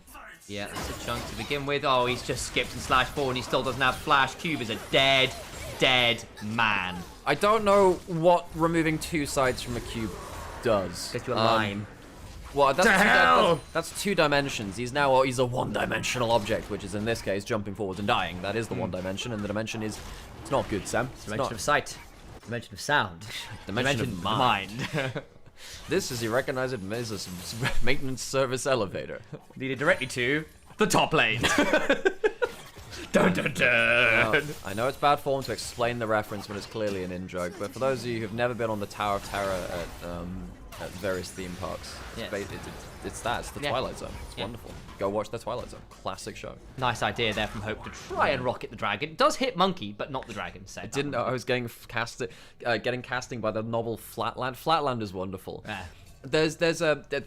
Someone did was it Veritasium that did a video on Flatland? He just done a video on freaking everything, but it's like on how you could bully lower dimensional beings by like taking a 2-dimensional hat, flipping it around in a way, like mirroring it in a way which they just couldn't possibly do. Like, why is my hat suddenly in the wrong inversion? It's like somehow turning a 3-dimensional object inside out because the 4-dimensional being's done that to you. Actually, it has a barrier there. That's a bit scary. Yaya finally turns up. Hope's been left low, though. Mid lane, Shanks having to ult away. Tarzan also around, looking to turn around onto Monkey, who's got the subjugate rolling. The Aegis Assault will buy enough time, as ults are generally burned everywhere on the map, it feels like. Shanks went forwards there to get the charm, but Monkey's going to just run at him, I think. Won't get too much more. Okay, so Tarzan, of course, keeps his ultimate, but everyone else has used them. Tarzan has his global available. Monkey uses the first subjugate of the game to not crazy value, actually. Hang on. Can't he just... The cube has flash. Wait, does he get ulted on anyway? Yeah, flash out. There's the attempted in. Tarzan's got flash. He's dead. He's so dead. He's not even got the W up, and that's another kill. Oh, Cube. 0 and 3. We're 8 minutes in, and he's died 3 times. Trundle's alone on this mission, so he can't even chase down for a follow-up kill. Like, imagine being Monkey. You go for that flash over at the level 1, and your lanes just evaporate. Yes, bot lane, it was the kill and the supports, but it's not even like a bout got there. You are meant to be stomping the early game. Reminder, folks, WWE basically have 0 CC. They have a Trundle pillar. That's your engage, and you're hoping that Sion puts himself in the face. Hang on, Hope's got ult here. If he gets this rocket right, Hope's in danger. It's gonna have to be good. Hope's ult is on cooldown, so we can't get that one. Flash for the Chompers, look for the W, couldn't quite get it. About does survive. Hope forcing him out of lane. Flash down there, but that will be a couple plates back, and you're absolutely right. The ult was indeed on cooldown. I guess it was used to start the play. It would be off cooldown and should have done a little bit more due diligence in checking. Oh, good. Sometimes, in fairness, sometimes as casters, you sometimes assume, because it's like the body language is, why would you ever go for that if you don't have that? Fairness, if he hits the W, Beverly does kill there. Monkey going in for an invade. Shanks doesn't have his ult back up again just yet. Good cooldown reduction for his first components. Will be likely going towards that malignant. Just hang on. He doesn't have it right now, though. It's okay, just eat an electrocute, but then gets an electrocute back onto Monkey. Cube is here, is on vision having done so. They can't go any further. Imagine having one tiny bit of CC, Sam. Just one tiny bit of immobility. Imagine a Leona in this game. Tiny bit of immobility. A little bit of Maokai. It's not a little bit of Maokai. A little bit of Maokai. A little bit of crowd control. A little bit of crowd control. Oh, insanely crowd control. Love me some crowd control. And if you've not listened to Auntie Donna talking about Pudge, Potential pillar here. Oh my god, the one tiny bit of CC. Is it coming from? Nope. Trundle pillar. Trundle pillar. Oh my CC. This is that kind of game where you lock in, you know, you first pick in a draft something, you know, like, you know, in your solo queue. You see the rest of your team just slowly lose their minds and you think, guys, how the hell do we lock anyone down later on? Cube goes, wait, you're running out on your payment for your acupuncture session. Get back here. Just had an acupuncturist event on Uma Musume, I'll have you know. Oh. Yeah, I failed the role, it's bad, but yeah. Well, She's basically just the Gamba event. what happens if you get it wrong? You can like stab yourself and have nerve pain forever. If in the worst case scenario you do get all stats down by 10, yeah. Is that what happened? Bad. No, I didn't choose the riskiest option, but I still got like 20 energy down too. That's very bad. Oh dear. Oh well. Yeah. I don't have anything more to add to that, Sam. That's so fair. That's all you've... Rocket Belt build by from Karis, by the by. Yeah, we're seeing this more and more on the Aurora. Funnily enough, actually, Ari's going towards some Proto Belt as well. Although, I will say, ever since Proto Belt had its kind of magic pen removed, it stopped being a good item on Ari. Ari vaguely could use it. It was very good on release. Very, very cheap stat stick, early cooldown reduction, HP, AP, gives you a lot of what you needed, but then also gave you... Magic Pen. Potential of a jump forwards here, actually. Could trade Flash and Flash here. Charm misses, though. Plays ended. As indeed. Rewards will still get swept away. We've got 25 seconds until Dragon. I want to see whether AL want to play that. I think WE will probably have a little bit more luck in the team fight, I would imagine, with some of their AoE. Things like the Slurkle of Life from Karis might be enough to give the CC required. W Musume, yeah, like V Bourbon as well. I can't think of an X, Y, and a Z to complete that. Anyway, Tarzan's going for the invade, and they have so much more ability to just point and click. They can just land that W. Santa Karis getting jumped on now. Ooh, well, it might just be an X Karis, as that was the threat. We'll be forced to jump away and get a few Zs. Rest up before this fight. Hey, Image, it's good to see you. Thanks for the sub. As you can tell, folks, there isn't a crate. Well, hang on, About's getting jumped on again. The trap's not fantastic there, though. Does have to burn that ultimate. Over comes Tarzan, flashing for the Comet Spear, and the rocket after is shielded and healed. Barrier heal down. I appreciate that from Tarzan. That was really brilliant. Very close, and they're at least getting zoned off the turret here. Tarzan, no flash. Could... do you full send it with the ult? I might have sent it into that brush, you know. About Flash still on cooldown.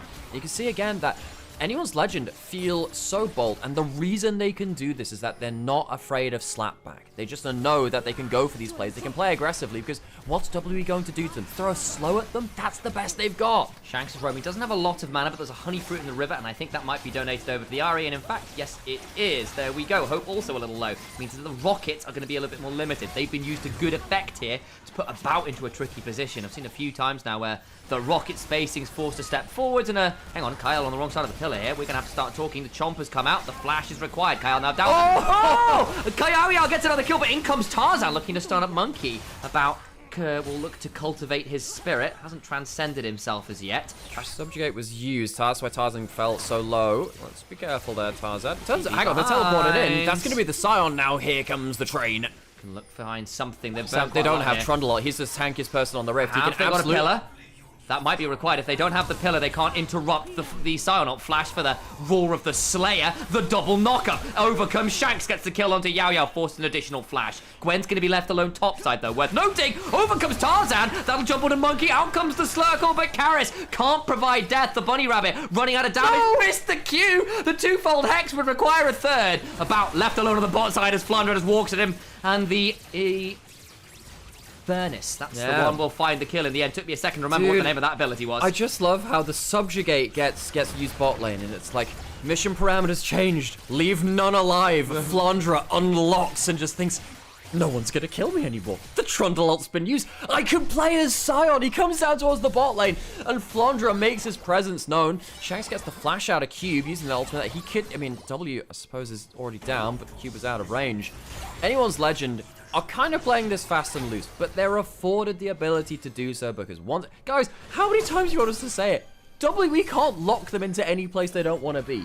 The worst you get is a Trundle Pillar occasionally, like we were saying. It's just not easy to... He almost loses that Skull Crab there, too. He might die for this. He doesn't have Flash, I don't think, and there's quite a lot of CC. Kyle can just turn him into a little old animal, and Monkey's forced to run away.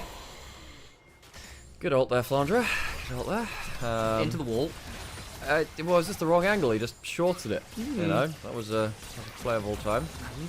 Well, he still gets some damage down bottom. They did get bot lane turret. He's still up 1,000 odd gold, despite Cube just picking up a whole wave and a 3 turret plates top lane. Still ends up falling behind this one. About again is not enjoying this poke. Actually, the Jinx outrange has actually been surprisingly potent here. Real credit to Hope. That is actually the clean feed. That's you can see the player cameras moving, so it's actually the client dying from that end at that point. What was I going to say? Yeah, you can see that Hope is actually able to outtrade. Hang on, Subjugate's used. Here comes the Pantheon ult. Over they come with that Grand Starfall, and Monkey is left in the dirt. Yao Yao turned into another bunny rabbit. The polymorph comes on through, and Hope is donated another. That gets him a second. He's gone Phantom down to second to just increase that speed up. Karis tries to get onto Shanks, who is forced to flash out there. Good work from the bunny. Yeah, but Karis doesn't get the kill. It's going to be... Well, there's no teleport for Shanks, and mid lane is still getting hit by Hope. About is not very happy about things at all. Real credit to Hope. I didn't think that the Jinx Lulu would be as good as the Aphelios Lulu into the Yunara. Clearly, Hope and Kyle understand the matchup. Clearly, Hope is winning the 1v1 versus About now very confidently. So what I've seen, I think I need to go back and find one of, because they still have some of the pro games in China, which is great. I think what I've been seeing from Hope is basically he's been using the rockets to force About to step forward, then chompering behind. So then basically the Yunara, who's being outspaced and hit by the Zappers, can't go back either, and then it's kind of trapped between a chomper and a hard place. I think if Yunara starts the fight with fully stacked Q, I think Yunara should win that. Because at that point you get instant auto attack reset. And at that point I think Jinx shouldn't be too happy. But of course the early levels went well enough for Hope for him to kind of escape that part of the matchup. And I think as soon as the Jinx gets ahead, the Jinx then DPS checks you. The thing about Yunara is you can sometimes DPS check. There is someone hanging out in the enemy jungle from WE. Monkey is there. I don't know about this one, Monkey. Doesn't have Subjugate. They found him. Shanks got ult. Is he going to be forced to use it quite yet? No. Holding now. Finally burns it. The charm goes wide, but Monkey's still in the play. Tarzan throws the Aegis ult, blocks a lot of that damage. Now the TP's come flying. Monkey at half. Still with the charge to work with. The Chompers come on down and immediately root up the Gwen. He's not going to have that much fun. I hope now stepping on forward with the Rocket's got the Phantom down. Out comes the Slurkle. Trying to find some time between worlds, but misses. That weirding Cube tries to snip his way out to safety, but Scissors to a gunfight or a Magician fight for that matter is going to be a difference for the Ultimate Deception goes wide, but the Charm does not, and Shanks gets the kill. Yao Yao forced to run the zap. Ensures that will be a short-lived affair. This is just not a contest. It's almost 7,000 gold. It'll be beyond that. Hope gets crazy amounts of resets. Another wave will get pushed out too. And you see once again, it's a fight without the Subjugate, and you cannot win a fight against a Scion without the Subjugate. The Trundle is meant to deny the frontline possibility of the Scion, and now we've seen about 3 fights already where the Subjugate is either not available or used on someone else. This fight is... The only reason this is as close as it is because Shanks just kind of completely whiffs that charm. You should be aiming that towards the clump, really, and as long as you hit anyone, you're happy at that point. Monkey makes that for free. Shanks does get burst down, but you still don't have the Subjugate at this point. I think it only comes up maybe at this point in the fight. That's when Monkey is so low that it doesn't matter. The fight's already disengaged. Flandre has already kind of done his job at that point. Shanks goes in at 2/3 HP and nearly loses that 1v1 to the Quake. Very close about. Just our flash, there it is, and that ensures About's death as the Comet Spear crushes the skull. Now Yao Yao might be just going ow ow. Forced to flash before that one's the truth. Shanks now ulting on forwards, lands the charm, and there is no way out for the Karma, who has her own namesake returned towards her. She's a very bad lady. These teams from Group Perseverance, WE and NIP, we thought, well, we haven't seen them versus Ascend. What is the gap, really? They look pretty good, WE, in a couple of their series and there's play, and same with NIP. Of course, we haven't seen NIP play just yet. But there is a difference, though, between anyone's Legend and the rest of Ascend. This is our first place team versus technically our lowest seed coming through into playoffs. And the gap is monstrous. Tarzan has been utterly sublime. One of my biggest holdbacks from anyone's Legend in the regular season was actually, I didn't feel like Tarzan's early pathing was as successful as it needed to be. If it is, if he suddenly, ruled the early game again now, like in game 1, and in this game, being able to see off Monkey's ambitious level 1, perhaps anyone's legend will start to really take flight in a way that we saw them sputter into in that regular split. They did end first, but not without questions. This series here, though, is an utter one-sided show of dominance. I had a really great line in the last game, by the way. Yeah. So they basically said their shot glass combo with the Orianna. So they said they'll take it shockwave, not stirred. It's just like, yeah. Take it ulted, not stirred. Shocked, not stirred. That would be the one. I don't know. Shockwave, not stirred is that's good. I like that. Sam, that's a good one. You know what, Sam? I wouldn't have thought of that on the fly, so we'll give you props for that one. Chat, you'll have to tell me if it was actually good or not. Is it one of those ones you're like, oh, I wish I'd said that an hour ago? You know, like when you have a really awkward conversation. I had that comeback, and I didn't say it at the time. We had it in draft, so I had it there in a kind of part of the conversation. I couldn't get it in game because it never happened because they were spacing the ult out to avoid the disengage, so it never really came to fruition. Never had the opportunity. Yeah, one of my favorite ones is obviously the Ziggs Javelin one is like that's the Jaeger bomb. Karis, he might have to ult out of danger here if things go badly enough, but Tarzan without flash. Again, it's the client that's dying. You can actually see the player cams moving. This is just the client dying. What has happened today? We actually had a client full on die earlier today, by the way. Really? Yeah, just went to like reconnecting screen. Oh, wow. And while the players are just sat there vibing, at least it's not affecting their game. That's true. And in fairness, of all the people to affect, us is probably better than the client. Shockwave not stirred. That is the one. Yeah, Shockwave not stirred. That is the line. I appreciate it. What? Client! Oh They've had to go to the second client, haven't they? The colours have changed, look, slightly. Slightly saturation, very slightly different. Yeah, it is. Maybe guys. Does that mean we don't get replays for the rest of the game? Because often they do the replays off the second client. Monkey left a little bit. Yeah. In a tricky position. Hope's gone for the Hex Optics. That's basically saying, I'm so strong, I want to go for the earliest spike. I'm going to just deck some people with a long-range rocket. And in fairness, if you're looking to just get that damage from range and stay away from the enemy, again, you're into a Trundle Gwen, even like the Yunara, it's not exactly a long-range carry. Playing towards what you're doing this game with the Phantom Dancer and the Hex Optics makes sense to me, I think. I concur. Wonder whether you want to go Lord Doms or Infinity Edge Wolf. Probably Lord Doms, I'd imagine. You don't want to delay Pen too late this game. I mean, there's a Black Cleaver on Tarzan, so I think you actually care. And he's going to use that probably right here. Overcomes Shanks, the Comet Spear lands. Shanks gets a reset, the Charm lands onto the Karma, who is eviscerated. Hope gets the double kill, the Hex Optics range, proving very valuable to keep those rockets at absolutely monstrous ranges. This is like... This is like an NBA team going for Little League. Because you've got like these 6-foot monstrosities against like little Timmy. He's just hit 3rd grade or something. LeBron's gone to middle school and started dunking on them kids. It's LeBron versus LeBron's James.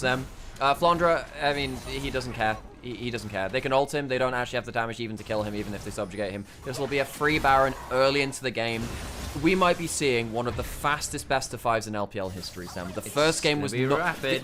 I don't know what the record is. This may end up qualifying. If the third game continues like this, this may be the fastest best of 5 I can think of in LPL history. Monkey will at least get the red buff. Has got a blast cone out. He's going to try and take the Krug as well. Monkey, I see you. But what do you do this game? Because again, when your Trundle is forced into making low percentage pick plays and not ulting the Scion, it feels miserable. Because the other thing is, like, what else does Monkey do? He has to make those plays. The problem is now Tarzan, despite the early shenanigans, is up 2,000 gold. And Hope, once again, finds himself up nearly 5,000. Hope has been donated kill after kill after kill in these first 2 games.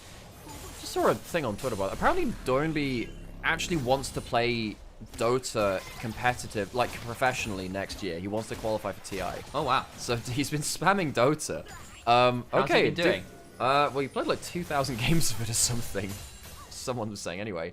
Oh, Shanks is so fed. He is so fed, man. 7 stacks on the Dark Seal, Shadow Flame. I think the Shadow Flame makes a lot of sense this game because the Pantheon is going to remove half of someone's HP anyway, and then you just crit someone to death with your Shadow Flame passive. Hope gets the reset from killing the tower. If that W landed, that might have been a dead about. I don't know whether you needed the Verdant Barrier this game. I suppose you are into double AP threats. Yo, Magmain, thank you so much for the gifted subs. Oh, that's very kind of you. Top lane getting pushed in by No's Legend, and Tarzan, I mean, he's not taking prisoners here. Monkey has to ult defensively. Forced to flash out his Monkey. Tarzan left a little low, but not down. Monkey with a speed up could maybe look to head onto Flandra there. Flandra doesn't need to care anymore. No. So the subjugate was down. This is the No. problem for WE is that I think maybe the one winning angle was, okay, I mean, you had the winning lane phenomenon potentially. However, I think what really became an issue at some point was the fact that Monkey has not actually been able to ult Sion consistently in teamfights. And even at this point, I don't think they have the damage to consistently kill Flandre in the duration of the subjugate if he starts disengaging. You know, just flash out of the play or just ult out of the play, and he's fine to do that. Chance goes back towards bot side, and I don't think there's much they can do about that. We appreciate you, MacMame, and WE may not appreciate the damage that anyone's Legend are about to do. This might be a 2v3, though, and come to teleports, that'll make it a 3v4. This could really suck. Cube immediately has to flash, skip and slash away. Flash from Flandre will force another flash. Yeah, Flandre does not care. He does not care. Flandre, for me, was clearly the best top laner within regular split. And it was so games like this on the Sion where he just takes over in a way that no one else in the LPL top lane pool is doing right now, which really made me believe in him. If he escapes that laning phase, Flandre is just... Oh, my God, Hope got excited. That's the problem. He's also got the Infinity Edge now, so the Hex Optics rolling as well is really stingy. Hope goes to about half and then gets healed and is just fine. Up comes the Orb Deception Monkey just about alive. The Zap just wide. But again, forced back to Fountain. Nexus turrets now into Siege. Cube trying to snip the wave away. The game's just going to be over. They're going to kill Cube. They get the reset from the tower. Jinx is just gunning them down. The heirs apparent to the LPL throne look down at these wannabe contenders and laugh in their faces before executing them a second time. It has been a brutalization across the first two games. You wanted to know whether AL would come in good form? They damn well have. 2-0 right now, one away from the decisive clean sweep. Anyone's Legend, a team which lost their very famous coach in Tabe. We were wondering, okay, the meta's going to start to change. You're going to have to roll with the punches a bit more. You've got a bit of time with that Chinese New Year break, 2 weeks off. How much can you really develop as this team in this year? And the answer is a hell of a lot. And Anyone's Legend, I think, clearly are the team to beat within the LPL. They look so confident in these games. I think as we come through into these best of fives where they can sit down, prep for a single opponent for a best of five, I think they're going to start coming into their own again. This team is just so strong. They're so strong. Yeah. I feel like Tarzan, if he ever gets rolling, the game is just over. And the thing which is starting to impress me now is Flandre's playing better in lane, Hope's getting more value too. Of course, we'll see what happens when they come against stronger laners in the future. I mean, the next series they would play if they do win this one would be against JDG, who are stronger laners. I really want to see what happens there. JDG, of course, beat them in the first round robin. The first time around. Convincingly too, actually. Well, it was a 2-1 series, remember? I still felt that JDG were the better team in that series. So, but there's a difference between that, which I agree, and saying convincingly. I still think it was convincing. I don't think it was dominant, but I think it was convincing. I think that's a fine phrase. I was relatively, because I thought Hongqiu kind of diffed Shanks, is the honest answer. Sure, but then, that game 2 in that regular season, it gave a lot of problems where you saw that actually, really it was Junja getting ahead of Tarzan was the big difference maker, but actually we saw that Anyone's Legend were the better team fighting team, so JDG needed to get huge advantages. Either way, bit of a segue there. If JDG can lane better against Anyone's Legend, maybe they could expose Shanks. So I hope. What's up? Thank you, Mecca, for that donation, by the way. That's fantastic. I just wanted to also say thank you very much, guys, for all that support in that game. We've had LS donate on the Ko-fi. Mecca just donated there as well. Thank you for all the subs, the gift subs there. Neomuji, I see there as well. Did want to just make sure that we are giving that appreciation out and naming names for where we can to say thank you for coming in and supporting us. In fact, guys, my suggestion is sub now, because there'll be some adverts coming in the next 20 seconds or so. And that would, in fact, be quite significant, because then if you sub, you don't get the adverts. So if you put Prime sub, yeah. Any primers out there? Any standard subbers out there? Sammy gave me you gave your Prime to me like yes, you did, Miss Dos. Thank you for that. Actually, it was very kind of you. I do appreciate it.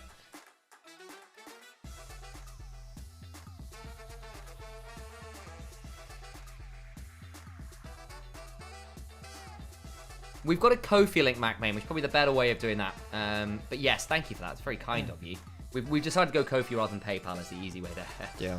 Although pretty much it goes to PayPal anyway. Yeah, but yes. Yeah. Okay, I mean, I don't know if is Freg in chat. Let me just see if Freg is in there actually. Does anyone know what the fastest LPL best of 5 in history is? Because the first game was super dominant too, right? When did that end? Was that that was It was a relatively early one. I'm gonna make this. I'll tell you what. I'll go to LPL English and see whether they've got someone stats-wise they can look it up. Yeah. I'm gonna go look at how long the first game was. That can't have been crazy long either. Yeah, the first game ended in, well, 26.5 minutes, about the same as this one actually. So we're about 50 minutes deep in terms of gameplay. So this is 25:59. When was the other game ended? 29:50. So 25:59 was the second game. What's the first game?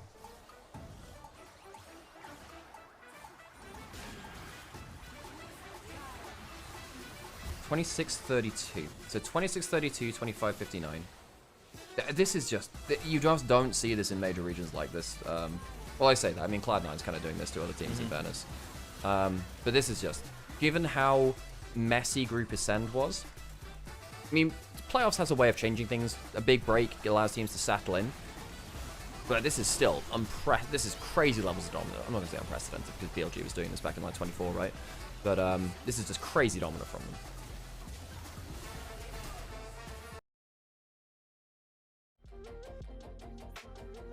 Actually, maybe we're gonna. Wonder if molecules are there. Fastest LPL best of 5, definitely in the 2 Herald era. Maybe. I'm trying to remember what BLG's fastest series were in 24 when they were super dominant as well. Is that any of those IG 2018 silliness moments where they kind of just did ridiculous over aggro stuff? I mean, depends how. There was like the Wild West days of early league, right? Yeah. No, I've thrown the question out to LPL English Discord as well, see if anyone's got it. Yeah. Because like there's so much random history out there. There'll be like one random best of 5 which was crazy dominant from unexpected teams. Do you need a break for anything? I'm actually good. I've got most of a cup of tea to go with. If you want to go take that break, go for it. I'm gonna go. Flounder player of the game, fantastic, No really surprise. good. Yeah, I'm gonna go to the toilet. Go do that, and we'll turn the cameras off while we're watching this, and I will make sure to turn back on as we come to my bit. Yeah, because that's actually. Have we run out? Yes, we have. Fantastic. What I tend to do is I tend to on the camera on screen, I tend to bring it over to like the corner there. Covering the results and the time. Yes.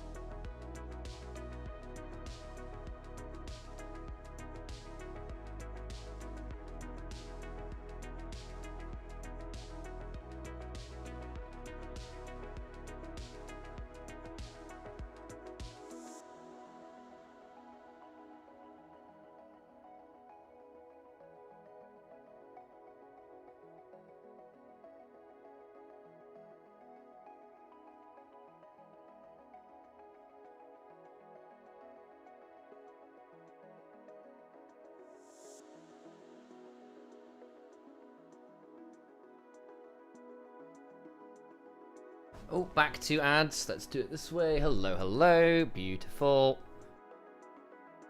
Oh. Probably need to move this around, don't I? From... Where do I do that? I've got to go to it from the... One second. This can go... Over here somewhere. That'll do. That ought to do is fine.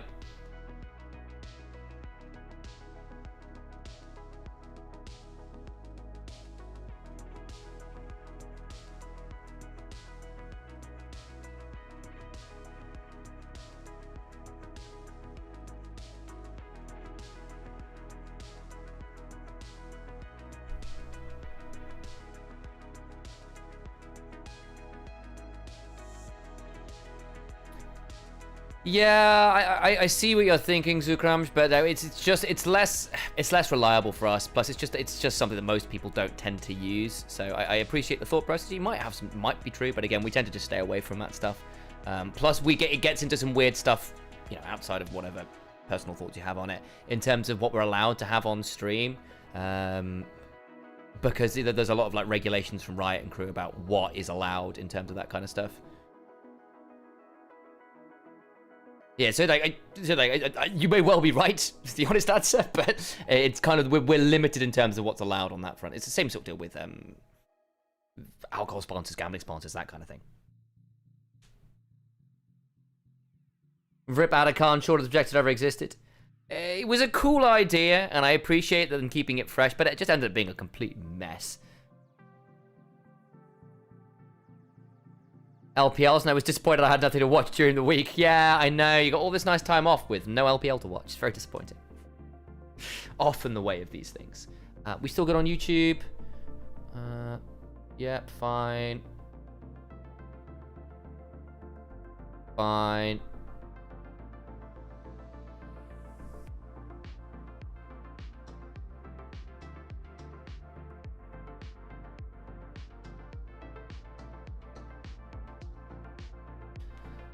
Oh.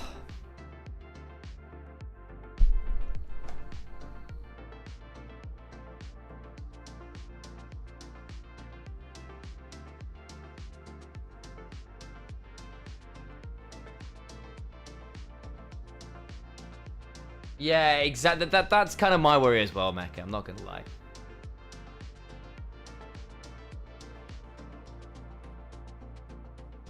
And it's happened enough time to people that I'm very leery with it all anyway.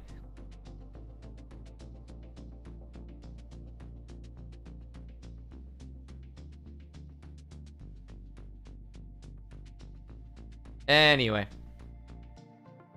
If it's all the same, guys, I'm going to ask that we move the conversation on. It's not that people are being disrespectful or uninteresting, but I think it's probably played itself out. So if we can move on, I'd appreciate it. Ooh, I'd gift a sub to someone who can name the mid laner who played for Vici Gaming in the lone season Mata and Dandy played for them.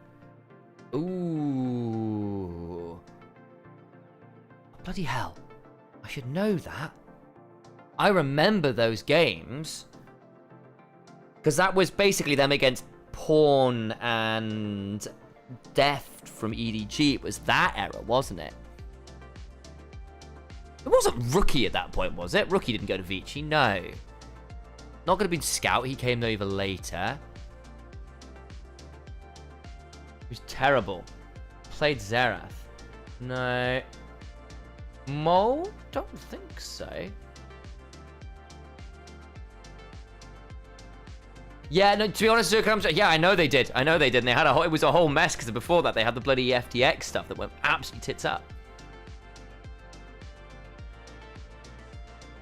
No cheating, come on, guys. Yeah, this is a good win, guys. I'm staying out of this. Someone's got to have this. Yeah. Again, there's no hate at all, mate. I think it's been a very respectful discussion. Alex. Hello. Without looking it up, do you remember who the mid laner was for Vici Gaming when Marta and Dandy were on the squad back in like 2015? Which I think was just after the Korean Exodus. Oh, 2015. Vici back then. So it was Dandy and Marta. No, I don't remember. I've watched every game of those seasons. I was sick of my days. God V was LGD, indeed. Was it Korn? What was it, 2015? Yeah. It's for someone to get a sub from someone in chat, so don't say it out loud. Oh, they're not... Okay, I can go find it if you Yeah, want. I'm curious.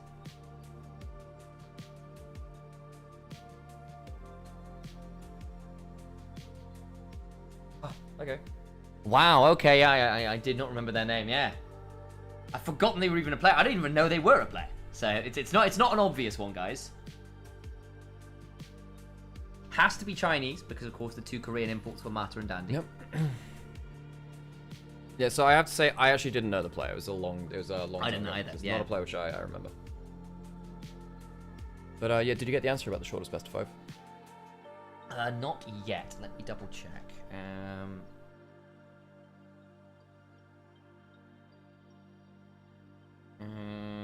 No Name was a top. Oh, Molecule did tweet. So here we go. What am I? LPL's fastest best of 5 ever was 73 minutes 26 seconds. If AL win Game 3 in 2055, they will tally the fastest best of 5 record. 2055. Yeah, they need that to won't 2055. happen. That so won't happen. Spring 2019, where Suning 3-0'd LNG. Okay, that won't happen. Yeah. I mean, it's going to be close. It'll be on the short list if they do dominate Game 3 in the same way.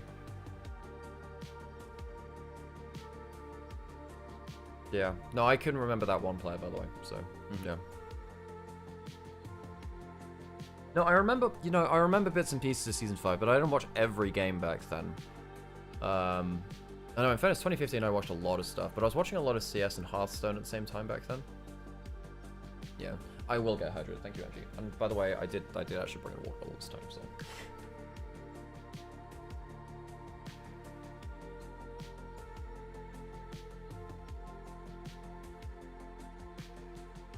In fairness, it was 2014 was the Xerath season. 2015...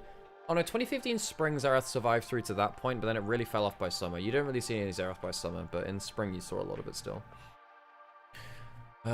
Peng's a current Ahri player, isn't he? Well, he is, I know that. Only player I remember for Xerath was GBM, and GBM was so good at that. Coco as well. Coco and GBM. They were very, very good at that point. Okay, let's try and round things up. Well, I'm if they don't win this game 3, something horrible's gone wrong, pretty much.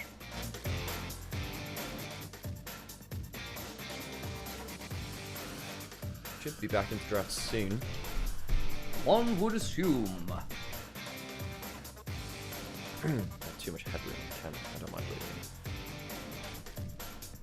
leaving. Yeah, so, well, considering that we had a 5-game series to start things, what is that?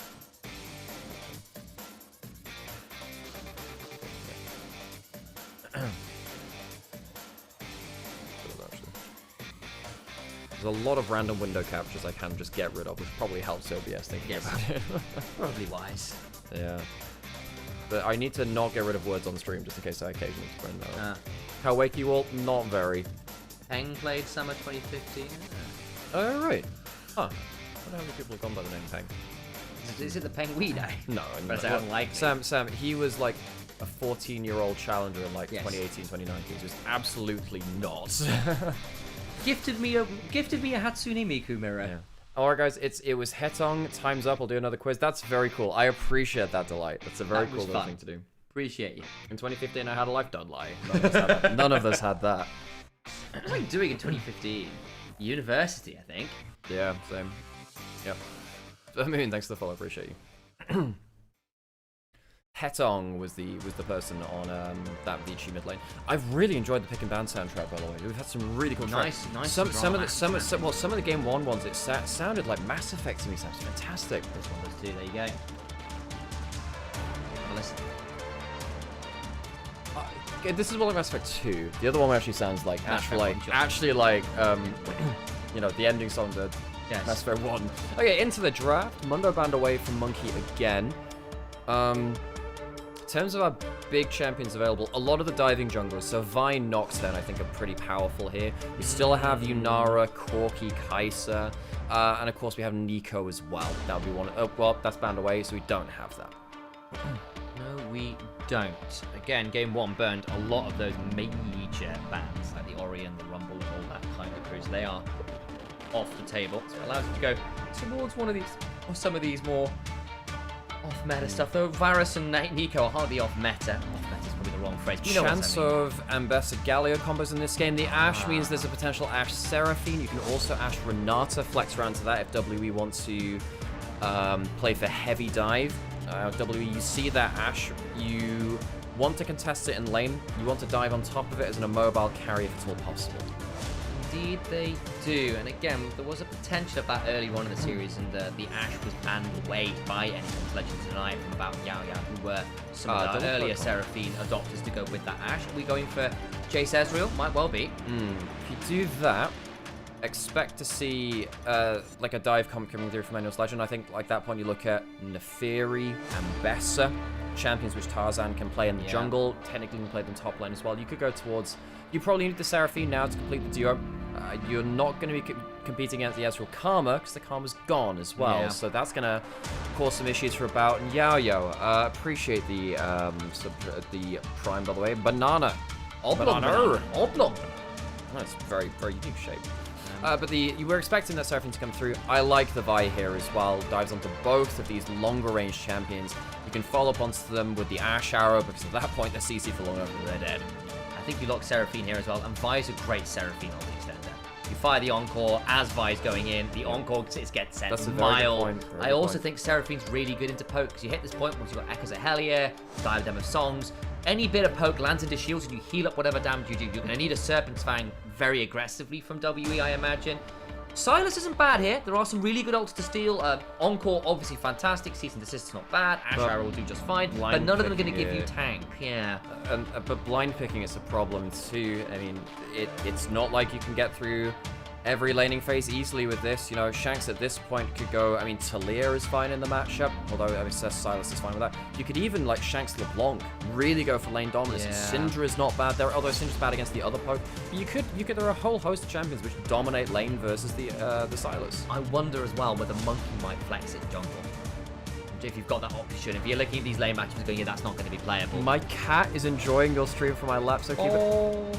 I'm a cat. I'm a cat. Win the, I'm a cat enjoying myself. That is a soul forever, thank you. When will the distribution service choose me? That's the question. Apparently, Angie has cats which fight on a balcony. That's not choosing. You just become Fight Club for cats. But yeah, as I was saying, there's a world here where the Sylas gets flex jungle, potentially top if you want to move that Jace jungle. I know it's been nerfed, but I don't think the clear speed nerf has been so egregious as it to not be doable. We've seen it very occasionally. Elioya tried it the other night, for example. So the Galio is obviously powerful with the Vi. It's also one of the better mid matchups into the Sylas as well. Galio can easily trade against the Sylas, so that's going to protect it. The Cassia Pit, this is very likely a Sylas mid now. It's very likely going to be that. So WE likely looking for support jungle. Anyone's Legend looking for both their solo laners. You see a very long range duo of poke champions, but this Sylas is something you can very much get on top of and cause some issues for. Like I said, we highlighted some things like LeBlanc into the lane of the Sylas. That can be a problem. You could even Yone here if you wanted, if Flandre has an AP champion available for that top side. Another good extender on the Seraphine ult as well. I can see it. The Renekton band away just in case that is Jace is going mid lane. Or some weird stuff's going around. Or jungle, rather, Sorry, going to the jungle, Rakan. Awful. I think the bar is probably safer, but again, Blitzcrank into Enchant has always been a good option.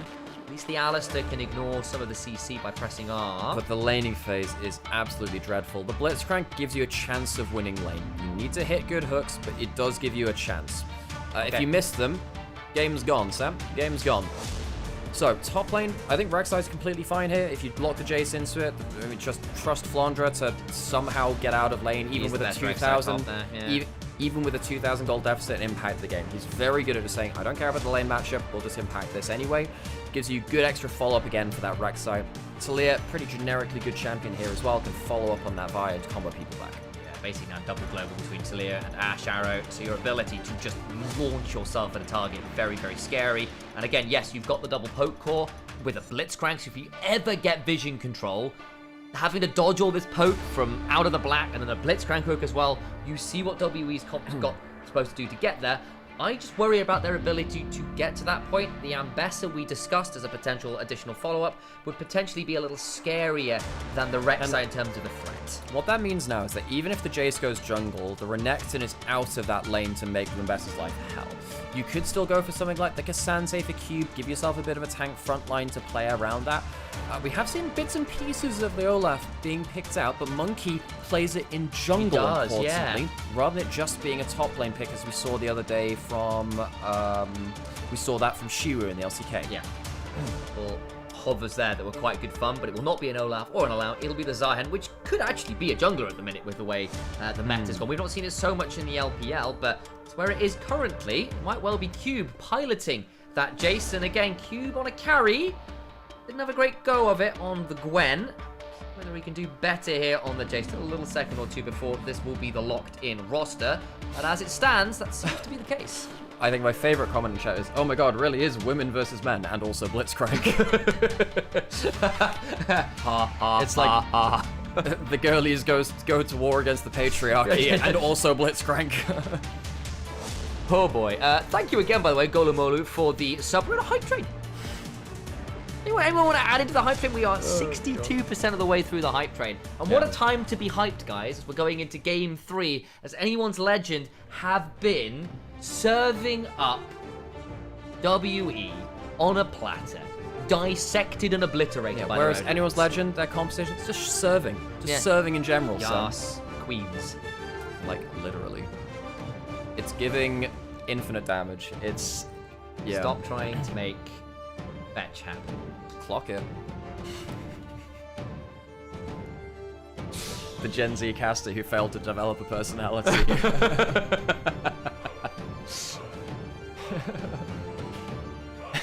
It's giving unemployment. Yes. Oh, Jesus. Well, I fear for the lanes here for WE. They are going to need this chase to work. They're going to need this Blitzcrank to hit hooks, or things will get challenging. Anyone's legend have demolished the early games. Monkey with a decent early plan in Game 2 was good. But for now, we have to discuss something much more important, namely Gios. Anyone's legend look to finish up the series.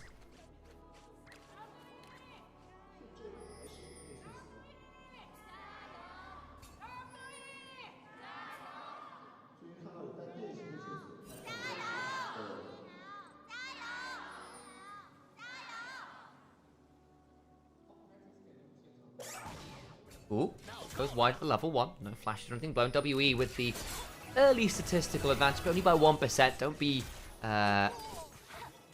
confused, led astray by the significant dip there. It's actually relatively limited, and both drafts feeling somewhat even here. The problem is now, because you're at this HP, it doesn't actually matter if you land a hook. The damage is done. As long as you don't get them under turret. Well, as long as you're not pulled under turret. Hope and Kyle have such a HP advantage, they will win a trade at the level 1. It gets more problematic at level 2, level 3 when you get extra skill points unlocked and you have stuff like Power Fist lumped in as well. However, the level 1 trade with that hook missing, really going to give control over Hope and Kyle. About Yaya, the laning phase has not been fantastic. Fork shot, the map hacks used to scout out the jungle path. They know that top side is untouched. Monkey will be pathing up there. They have full information. Monkey will be heading up towards that. Is this our first jungle? Looks like it is. I thought we'd seen it. Look, I've seen it in other places enough that I thought it was just fine, but I suppose that this is our first one. So, things about Zahan you need to know in the jungle. Typically, Zahan does a lot of damage, but he needs setup. That's typically the way that it works. We saw a very high damaging game from Owner on T1 actually versus DK. Obviously, they ended up losing that game. But actually, his individual ability to gank lanes was really, really impactful with people setting up for it. He used a Galio in that game. See whether the Silas, the Blitzcrank could do that. Quite inconsistent here, actually. Yeah, what we do have, though, is a potential to try and play it as sort of like the anti-dive option. Have everyone come into you and then get to fight. Because let's be real, AL, at some point this game, will assemble the Avengers and come charging at a single member who is going to have a very bad day. Ooh, flickback was really close there. If that hits, that would have been a very dead Karis. Forced back early. Early lane from the Silas into the Talir can be a bit of an issue. Of course, later into the game, W do have, you know, a couple of dashes in there. Jace occasionally gets stopped by the Q. Not likely, but really the Silas and the Zahen, they're the ones that really struggle against the Talir as we get into the thick and nasty teamfights later. Yeah, indeed. And again, little note here and there. Karis, great start to split. Kind of became a lot more inconsistent as everything went on. Monkey's just uses full combo. I actually thought that'd be an issue, but Shanks is backing at the wrong time. So this is going to be the Scuttle Crab taken by Monkey. It could have potentially been a double Scuttle then from Tarzan. Doesn't quite get it though, knowing that his mid is on a reset. Both junglers by the bite. Missed a single little Krug. You can see by the fact they're on 27 rather than 28. Monkey goes across the wall here, and unfortunately there was a wall put down, and so Tarzan gets a really nice trade here. Karis now coming on over. Passive halfway there. There's the Grim return. Force the flash out of Tarzan. Tarzan didn't want a chance getting hit by that. Did stack the Conqueror early, but Zahen is very, very good in extended fights. If he gets rolling, especially when he gets ahead of the game and gets rolling, Champ is kind of busted. That's why we've seen a lot of players. I mean, it's we've seen quite a lot of players across the world picking it. I'm surprised to see less of it actually here in the LPL, but I suppose we've had the last 2 weeks off, and that's been where a lot of the resurgence has come through. Yeah, some of those changes in the patch have made some difference. I appreciate the fact that Oblong, you subbed before following. That's very appropriate. That's the way it should be done, guys. If you want to follow the channel, sub first, you know? Flandre, eats fair amount of damage. Does dodge away well, Cube. Flashing for flashing. Good dashing away. Cube can take No! 2 games in a row! Flandre wins the dive, outplays Cube. I thought he wouldn't be able to do it with the shield down, but he does it anyway. Flandre down 10 CS, but up in aura, Sam. Up in aura. We saw this last game, Alex. Yeah. Yeah. Oh, Flandre. What a guy, Sam. What a guy. Cube again gets square rooted, and Flandre now gets to come back with the ult available, and Flandre's just not having he's having a lot of fun, whereas Cube is really not. He needs to try and speed his way away. How much until Flandre has cooldowns? He's waiting, dashes on forwards, and Cube is dead twice in a row. This is over. I swear to God, if Cube goes 0-3 in the first 8 minutes again, just what? I'm not held responsible for the things I might say about this man. Cube is a player I don't want to see on carries, precisely because of games like this and the last game. Yes, it's against Flandre.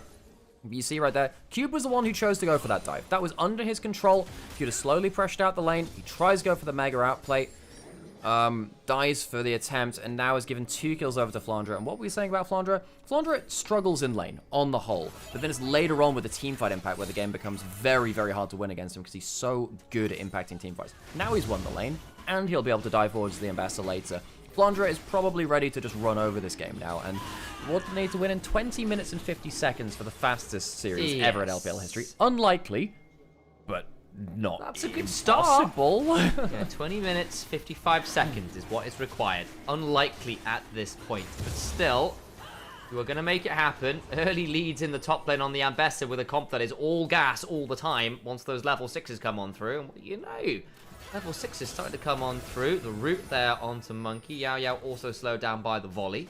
So, not going to lead to anything more as yet. Flanders is about to riddly-diddly all over them, Sam. What's that metal Flanders band? The riddly-diddly, Okilly-dokilly. Yeah, that's one with the kill in there, yeah. Yeah. I think they disbanded, but it was very funny where they just, you know, dressed up as Ned Flanders, played metal music. It was great. Well, howdy hi, Flandre Renos. Dodged through the minefields, we end up taking dodge. Anyway. Shanks could maybe have a bit of a bad time he here. knows they're in the enemy jungle. He's put a ward down defensively. He should be okay here. Now, Tarzan, the whole lane's coming up here. Oh dear, Yao Yao does not want to be here, I don't think. He wants to land the hook, but if he does that, he dies. Can look to come across there, the Vault Breaker. Shanks now in a little bit of danger, takes a lot of damage, but now Yao Yao's like, I can't get involved here. The stolen encore is decent, carries, but I get some healing, can't quite do it. And now Yao Yao is in the enemy jungle, didn't find a hook, went into the raptor pit, and is now crying about being a robot with no home. He's also got an arrow in his back. Hey, that's not great for your mental health or your physical one, really. Kyle's going to get the route over the wall. Oh, poor Yao Yao. Sam, it's happening again. 20 minutes, 50 minutes, 50 seconds. Oh, hang on, there's a pass it up from Monkey. That was a really good true shot barrage. Missing the beat drop. Monkey left pretty low, but not quite down. Last auto goes and gets it. Kyle on the carry. Seraphine about now looking for more shots. Can maybe land a Mystic shot or two. Will end up being the 3-for-1. 20 minutes, 50 seconds. If AL win this game in that time or under, it will be the fastest LPL best of 5 in all history. They're currently 5-1 up, 8 minutes in, almost 2,000 gold up. They are slaughtering WE here. They really, really, really are. That is pretty tough to watch. We'll have a look again. And start with a good abscond of Duct. The problem is Yao Yao doesn't actually find anything with this flank, and Tarzan forced to flash back out. I love how just Yao Yao walks out of the brush and they just completely ignore him. They're like, okay. Hi, Blitzcrank. And at this point, Hope goes, right, let me land an arrow. Kyle comes over, roots this one, and then goes and joins the other fight. I just love how Kyle just he just drops the beat drop and then just flies the other side of it. It is a mess. Anyone's legend are just running circles around WE. That they are, and unfortunately now there's leads everywhere you care to look. The only place with a vague lead right now is Monkey on the Zara, who at least got a kill. At least Hope isn't crazy. He's like only 150 gold ahead. It's basically even at that point. Fighting over this last scuttle now. Not scuttle, just grab that one. Oh, Monkey does manage to slide out the back of that. I think that was one grub at least picked up there by Monkey. I didn't see whether it was all of them. get to see, I guess, once we see our lane quests completed. Well, Monkey managed to smite that last one. No, he did, exactly. I'm not sure how many he got of the 3. Yeah, for sure. Well, Tarzan's smite was down, so I assume he got one of them. So that'll assume it's 2-1 to WE. That would make some sense. Really annoying on this overlay that you don't get to tell before that. Flandra hopping beyond the wave. This is the annoying thing about the Ambassador. You wave clear, hop beyond it, and you have that Q2 for that long range, high damage slash. Really annoying, actually. Sundering Slam. What's the first part of it called? Cunning Swipe. Cunning Swipe. Okay, potentially looking for a hook here. Karis looking... Oh, hang on. Yayo looking to Hex Flash over. Here comes the robot. Look for something. The Encore is beautifully timed. Hope still has the flash. Kyle just about wide there in terms of surviving that Blitzcrank hook. Hope flashing away. Going to get Yao Yao staying alive. He's going to try and get through the range as Focus eventually falls down. So the 1-for-1, but you know, not bad in the 2v3. Yeah, Hope probably could have just flashed the Zahin W. Probably lived. Doesn't respect it. I was end up getting hooked into the...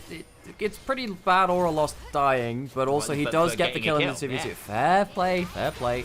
Gets the flash out of about as well. He needed to flash the gap close into the brush. But very nearly getting a huge blow. Oh, that's kind of scary. Last auto, flash for it. Yes! Shanks gets it as well. Everywhere just keeps going wrong for WE. Karis keeps dashing at the wrong time, so he's the one stunning himself on the rocks. Then Shanks gets the free flick back to close the distance. Doesn't actually get the damage at that point, but it does mean that Karis is stuck in the play. 2-0-1, 1,000 gold up in mid lane. Anyone's Legend are chilling. Well, this one looks pretty over. We've got 10 minutes or so for AL to win and get themselves the fastest best of 5 in LPL history to match and exceed Suning's 2019 victory against LNG. I just don't think it can happen. No. Games just don't end in that length in this season. But in fairness, it makes it even more impressive because they're close to it in a meta which doesn't end in pre-20 minutes. We would occasionally see games be finished in under 20 minutes in seasons past. Not really anymore. Yaya and Monkey weren't spotted by that hawk shot. Do they know that Tarzan's in? Now they see it. Was Tarzan spotted there too, though? Tarzan, think he got turned around about, immediately cleansed. Now they've turned it around. Yao's going to get eaten alive. The season desist after onto Monkey. Throws in the Grim Deliverance, but Hope surviving. Nicely far away. They've got the stolen Ash ult, which was decent, but overcomes Shank with the Weaver's Wall. Seismic shove onto Karis, who desperately tries to abscond and abduct, but the only thing he's got abducted is his own life bar, about hit with a giant fist, courtesy of Vi. And Tarzan is the king of the jungle. Anyone's Legend win the information battle. They use the Tarzan... Well, it's not even just the map hacks of the hawk shot. It's just Tarzan stood in a bush. WE get battle warded, and they get battled, just regular battled down. Oh, and while all this is happening, Flandra's just slaughtering the 1v1, forcing Cube off of another wave. I mean, Monkey and Yao, they think that they have a great angle, and in another world they were. But Tarzan is there to buy his bot lane to push. Karis comes through, but he can't really get the damage down he used to. They know that they can't focus Tarzan. They need to focus the bot lane itself, and they do get good damage down, but they don't get the kills, and then they've overextended as the Talia flies in with that quick response ultimate. Help, the cavalry has arrived. The AoE damage of the arrow was quite good, because a reminder, it does in fact have AP scaling, which is the reason AP Ash in ARAM sometimes happens. But not the case here today. It doesn't quite work out. Karis now 0-3. As is pretty much everyone you care to look at. It has been a brutalization. Kyle forced to flash. The hook just wide. The beat drop also not there. But the Encore after forces to flash out of Monkey. Oh, just off on the angle for that E. Karis could jump over the wall. No flashes for either bot laner now. And Summoner Economy does work out well for WE. If you get those flashes away, maybe Karis, Yao, Monkey can get yourself a freak bit of CC. Cut down one of the squishier members of the team, but you don't have many shots left in the chamber. You're so far behind. Well, they might go for something now. Karis is looking for it, but Tarzan's defending. Wonderful point breaker. Does a really good job. The stolen Encore will be decent. There comes that high note. The Encore comes across, but it's bumpered through by the public execution. Karis has his ankles broken, and Tarzan and AL just refuse to lose a fight. The Encore's been cancelled, Sam. Get off the stage. WE will not be playing another song. Hope sidesteps the melee range ultimate from Karis. Yes, copyright struck as anyone's Legend. File a cease and desist, and they file a cease and decease to WE as well. Call the mortuary assistant. Well, anyone's Legend continue their marauding through WE's life bars, sanity, and game state. It has not been close. 14 minutes on the clock, 6,500 gold to work with. Flondra is still 2 levels up on Cube. He's only just finished up his role quest. This Jace will not be useful this game. No, absolutely not. Mid lane, of course, is delayed in there. Spike as well. Not that Karis is... It doesn't matter when you get the mid lane quest, but you do want it at some point, especially when you're fighting like this. Cube, gonna see another tower go down in front of his face. I mean, this is just disturbing. This is disturbing gameplay, Sam. How have they managed to get away with this? This is insane. Look, every single lane has diffed their opponents. Hope and Kyle have been aura farming in the 2v3s. Flandra, in fairness, Cube kind of threw it to him, and he picked up the oddly cube-shaped ball that was thrown at him. Yeah, it's such a good... So a dice. You can't call it a dice. No, it's an oddly cube-shaped ball, Sam. It's like they've thrown the ball to you. You got to catch the ball. In this case, the cube will stay intact. It is paramount that the cube remains unharmed. Don't mention the cylinder, Sam. It's imperative that the cylinder remains unharmed. Oh, dear me. Oh, Deep God. internet lore there. Well, Yao will Hex Flash. think they just killed him. Oh, I think the they just arrow killed him. into the Encore, into the seismic shove. No, turn it off. Turn it off. I can't watch anymore. Anyone's legend of becoming WE's nightmare. Flandra maybe looking for an ult over the wall here. The clients! The client he's ulted about, he's killing him, Sam, he's killing him! To be continued. Dun. Out comes that Weaver's wall. And unfortunately for this one, the Encore will in fact be, maybe... Do you really want to know how your enemy health bars disappear? The shock blast comes along. There is a passive. Maybe that buys time, but Flondra has still got a lot to work with. Kyle now here will get a bit of surround sound to work. Cube gets a little bit rooted up. They're still trying to play this. It's a 2v3! It's a 2v3! Stop! Flandra has too much healing. The Eclipse Shield comes around. He's got level 2, the ultimate, the Omnivamp's in there too. This is... Sam, not only are we above a kill a minute, Sam, anyone's legend as a team has a kill a minute. They so rarely does that happen. Typically, kill a minute is both teams participating in it. Not really in this one. Now, the game won't end in 4 minutes. We're not going to get that record of the fastest LPL and fastest best of 5 in LPL history, but this is oh so dominant. No. Yeah. You stop with this reasoned take. Chat, ignore non-error. Just this one occasion. We're getting the records. Believe with me that anyone's legend with the 9,000 gold lead here at 16 minutes will just group together and absolutely blast the team. Because let's be real, this is a comp that could just keep diving turrets and not care about it. True, but they're not actually killing the turrets that well right now. I say that Cube is jumping onto Shanks. He's doing okay damage there. Can't deal with Tarzan though, I don't think. May now just get punched in the face, does so. There's a blast shield, the Vault Breaker lands, and Cube keeps trying to run away, gets an Eclipse Shield, and Tarzan just doesn't care to swipe for the slow. And a kill. Now mid lane we look again, Yao gets a hook, but Kyle will land the Encore, and they definitely do not want more. Trying to jump to the other Grim Deliverance to flash away, the public execution goes wide, but because they killed the people it was supposed to hit. Karis turned up, blast code over the wall, but Flondo can keep going. Sundering Slam to follow up with the Lacerates and the Drake Hound step ends up being the 3-for-1. Well, they get themselves the third kill of the game. Bad news is it costs them 3 of their own. Anyone's Legend will push in through mid lane a little further, and Anyone's Legend, they're just not stopping. They're just not stopping. They continually find more kills, and the biggest thing I'm noticing about this game, because the analysis falls apart after a little while, right? But Anyone's Legend are very good at finding extra members to know where the next player is going to be. Fondra gets hooked, but they have actually no damage. Now Shanks gets come on over, and so the hook just leads to another death onto the Blitzcrank. Cube's TP'd in, can look for the shot blast, misses it. Now Cube's in danger, gets jumped up, the Sundering Slam, the beat drops slow. Cube just about alive. Stolen Encore there by Karis, hijacking that one out, but we've already seen how aggressive AL are with their copyright strikes. No stealing Seraphine's music. She's got a team of lawyers who are murderous in their legalizing. Yeah, I think that's Tarzan. I don't even know how lawyers refer to this as the Right Honourable Tarzan. That's the judge. Sure, he can be that too, whatever. He can be anything he wants to be. Who am I to determine Tarzan's future? He did have his ultimate ready and available.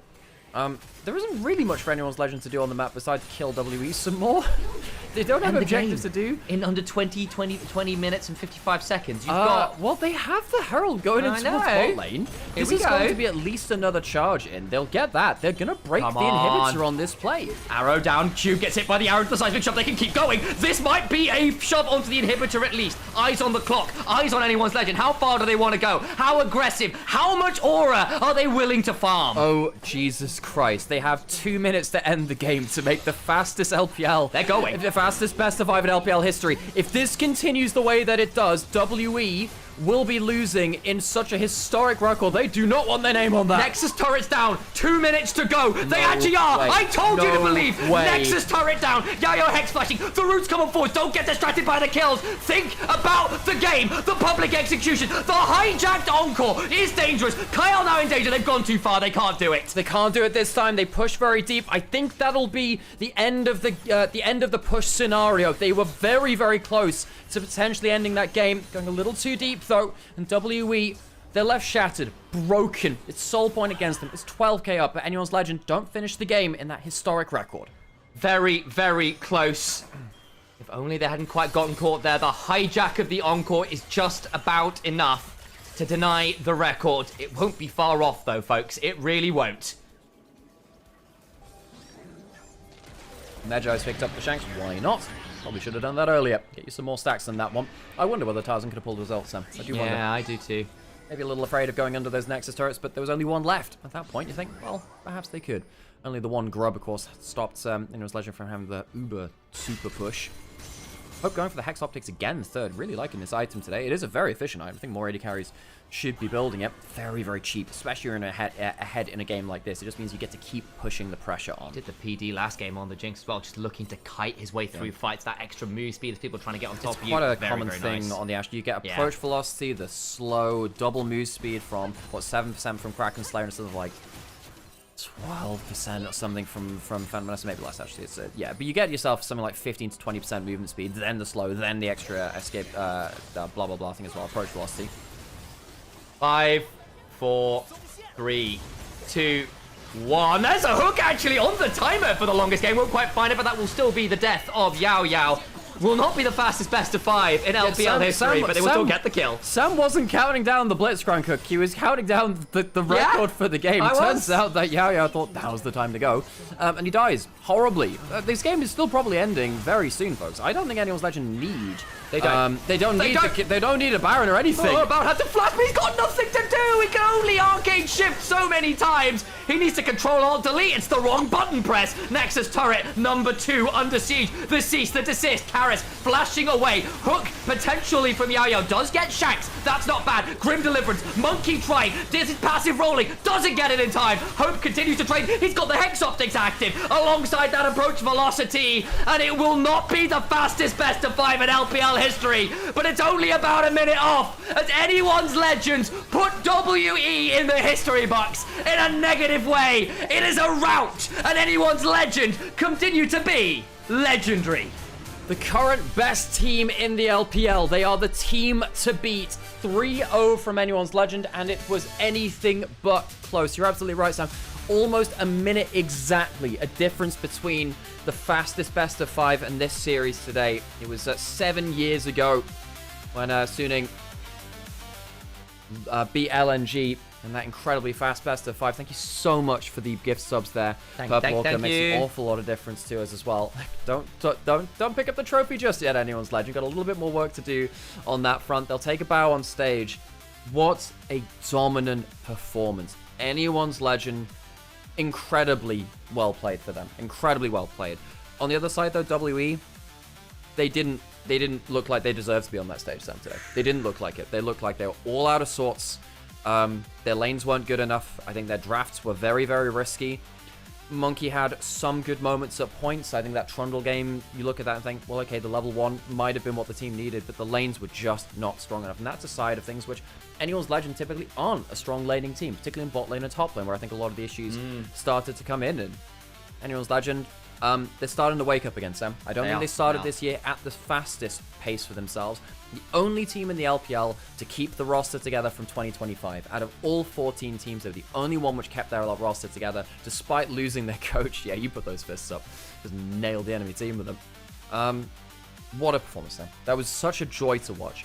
I want to see anyone's legend go far. I want to see them keep building on this. Oh. What's up? That was just unbelievable. Just... Yeah. You know what? I appreciate the fact that AL tried to end on it. They clearly knew what the time was and were feeling it.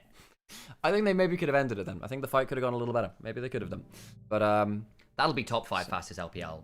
That was a very, very, very fast best of 5. What are your plans after this, Sam? I was thinking about streaming, but my voice is a bit tight. We've got another 5 day tomorrow. I think I'm going to pass today. Yeah. Also, I'm playing Magic this evening, so I'll be talking about that. So I think I will pass today. So with that in mind, we're going to go find someone to raid you over to. Are there more games? Not today, but tomorrow, same time, we'll have 2 best of 5s. Tomorrow we'll have... BLG versus NIP, and then Weibo versus who's our last remaining team? Sorry, BLG IG, and then Weibo versus sorry, I'm actually completely just my mind is just completely blank right now. 1 second, folks. Does someone remind me of the match of tomorrow? I'm very professional, trust. No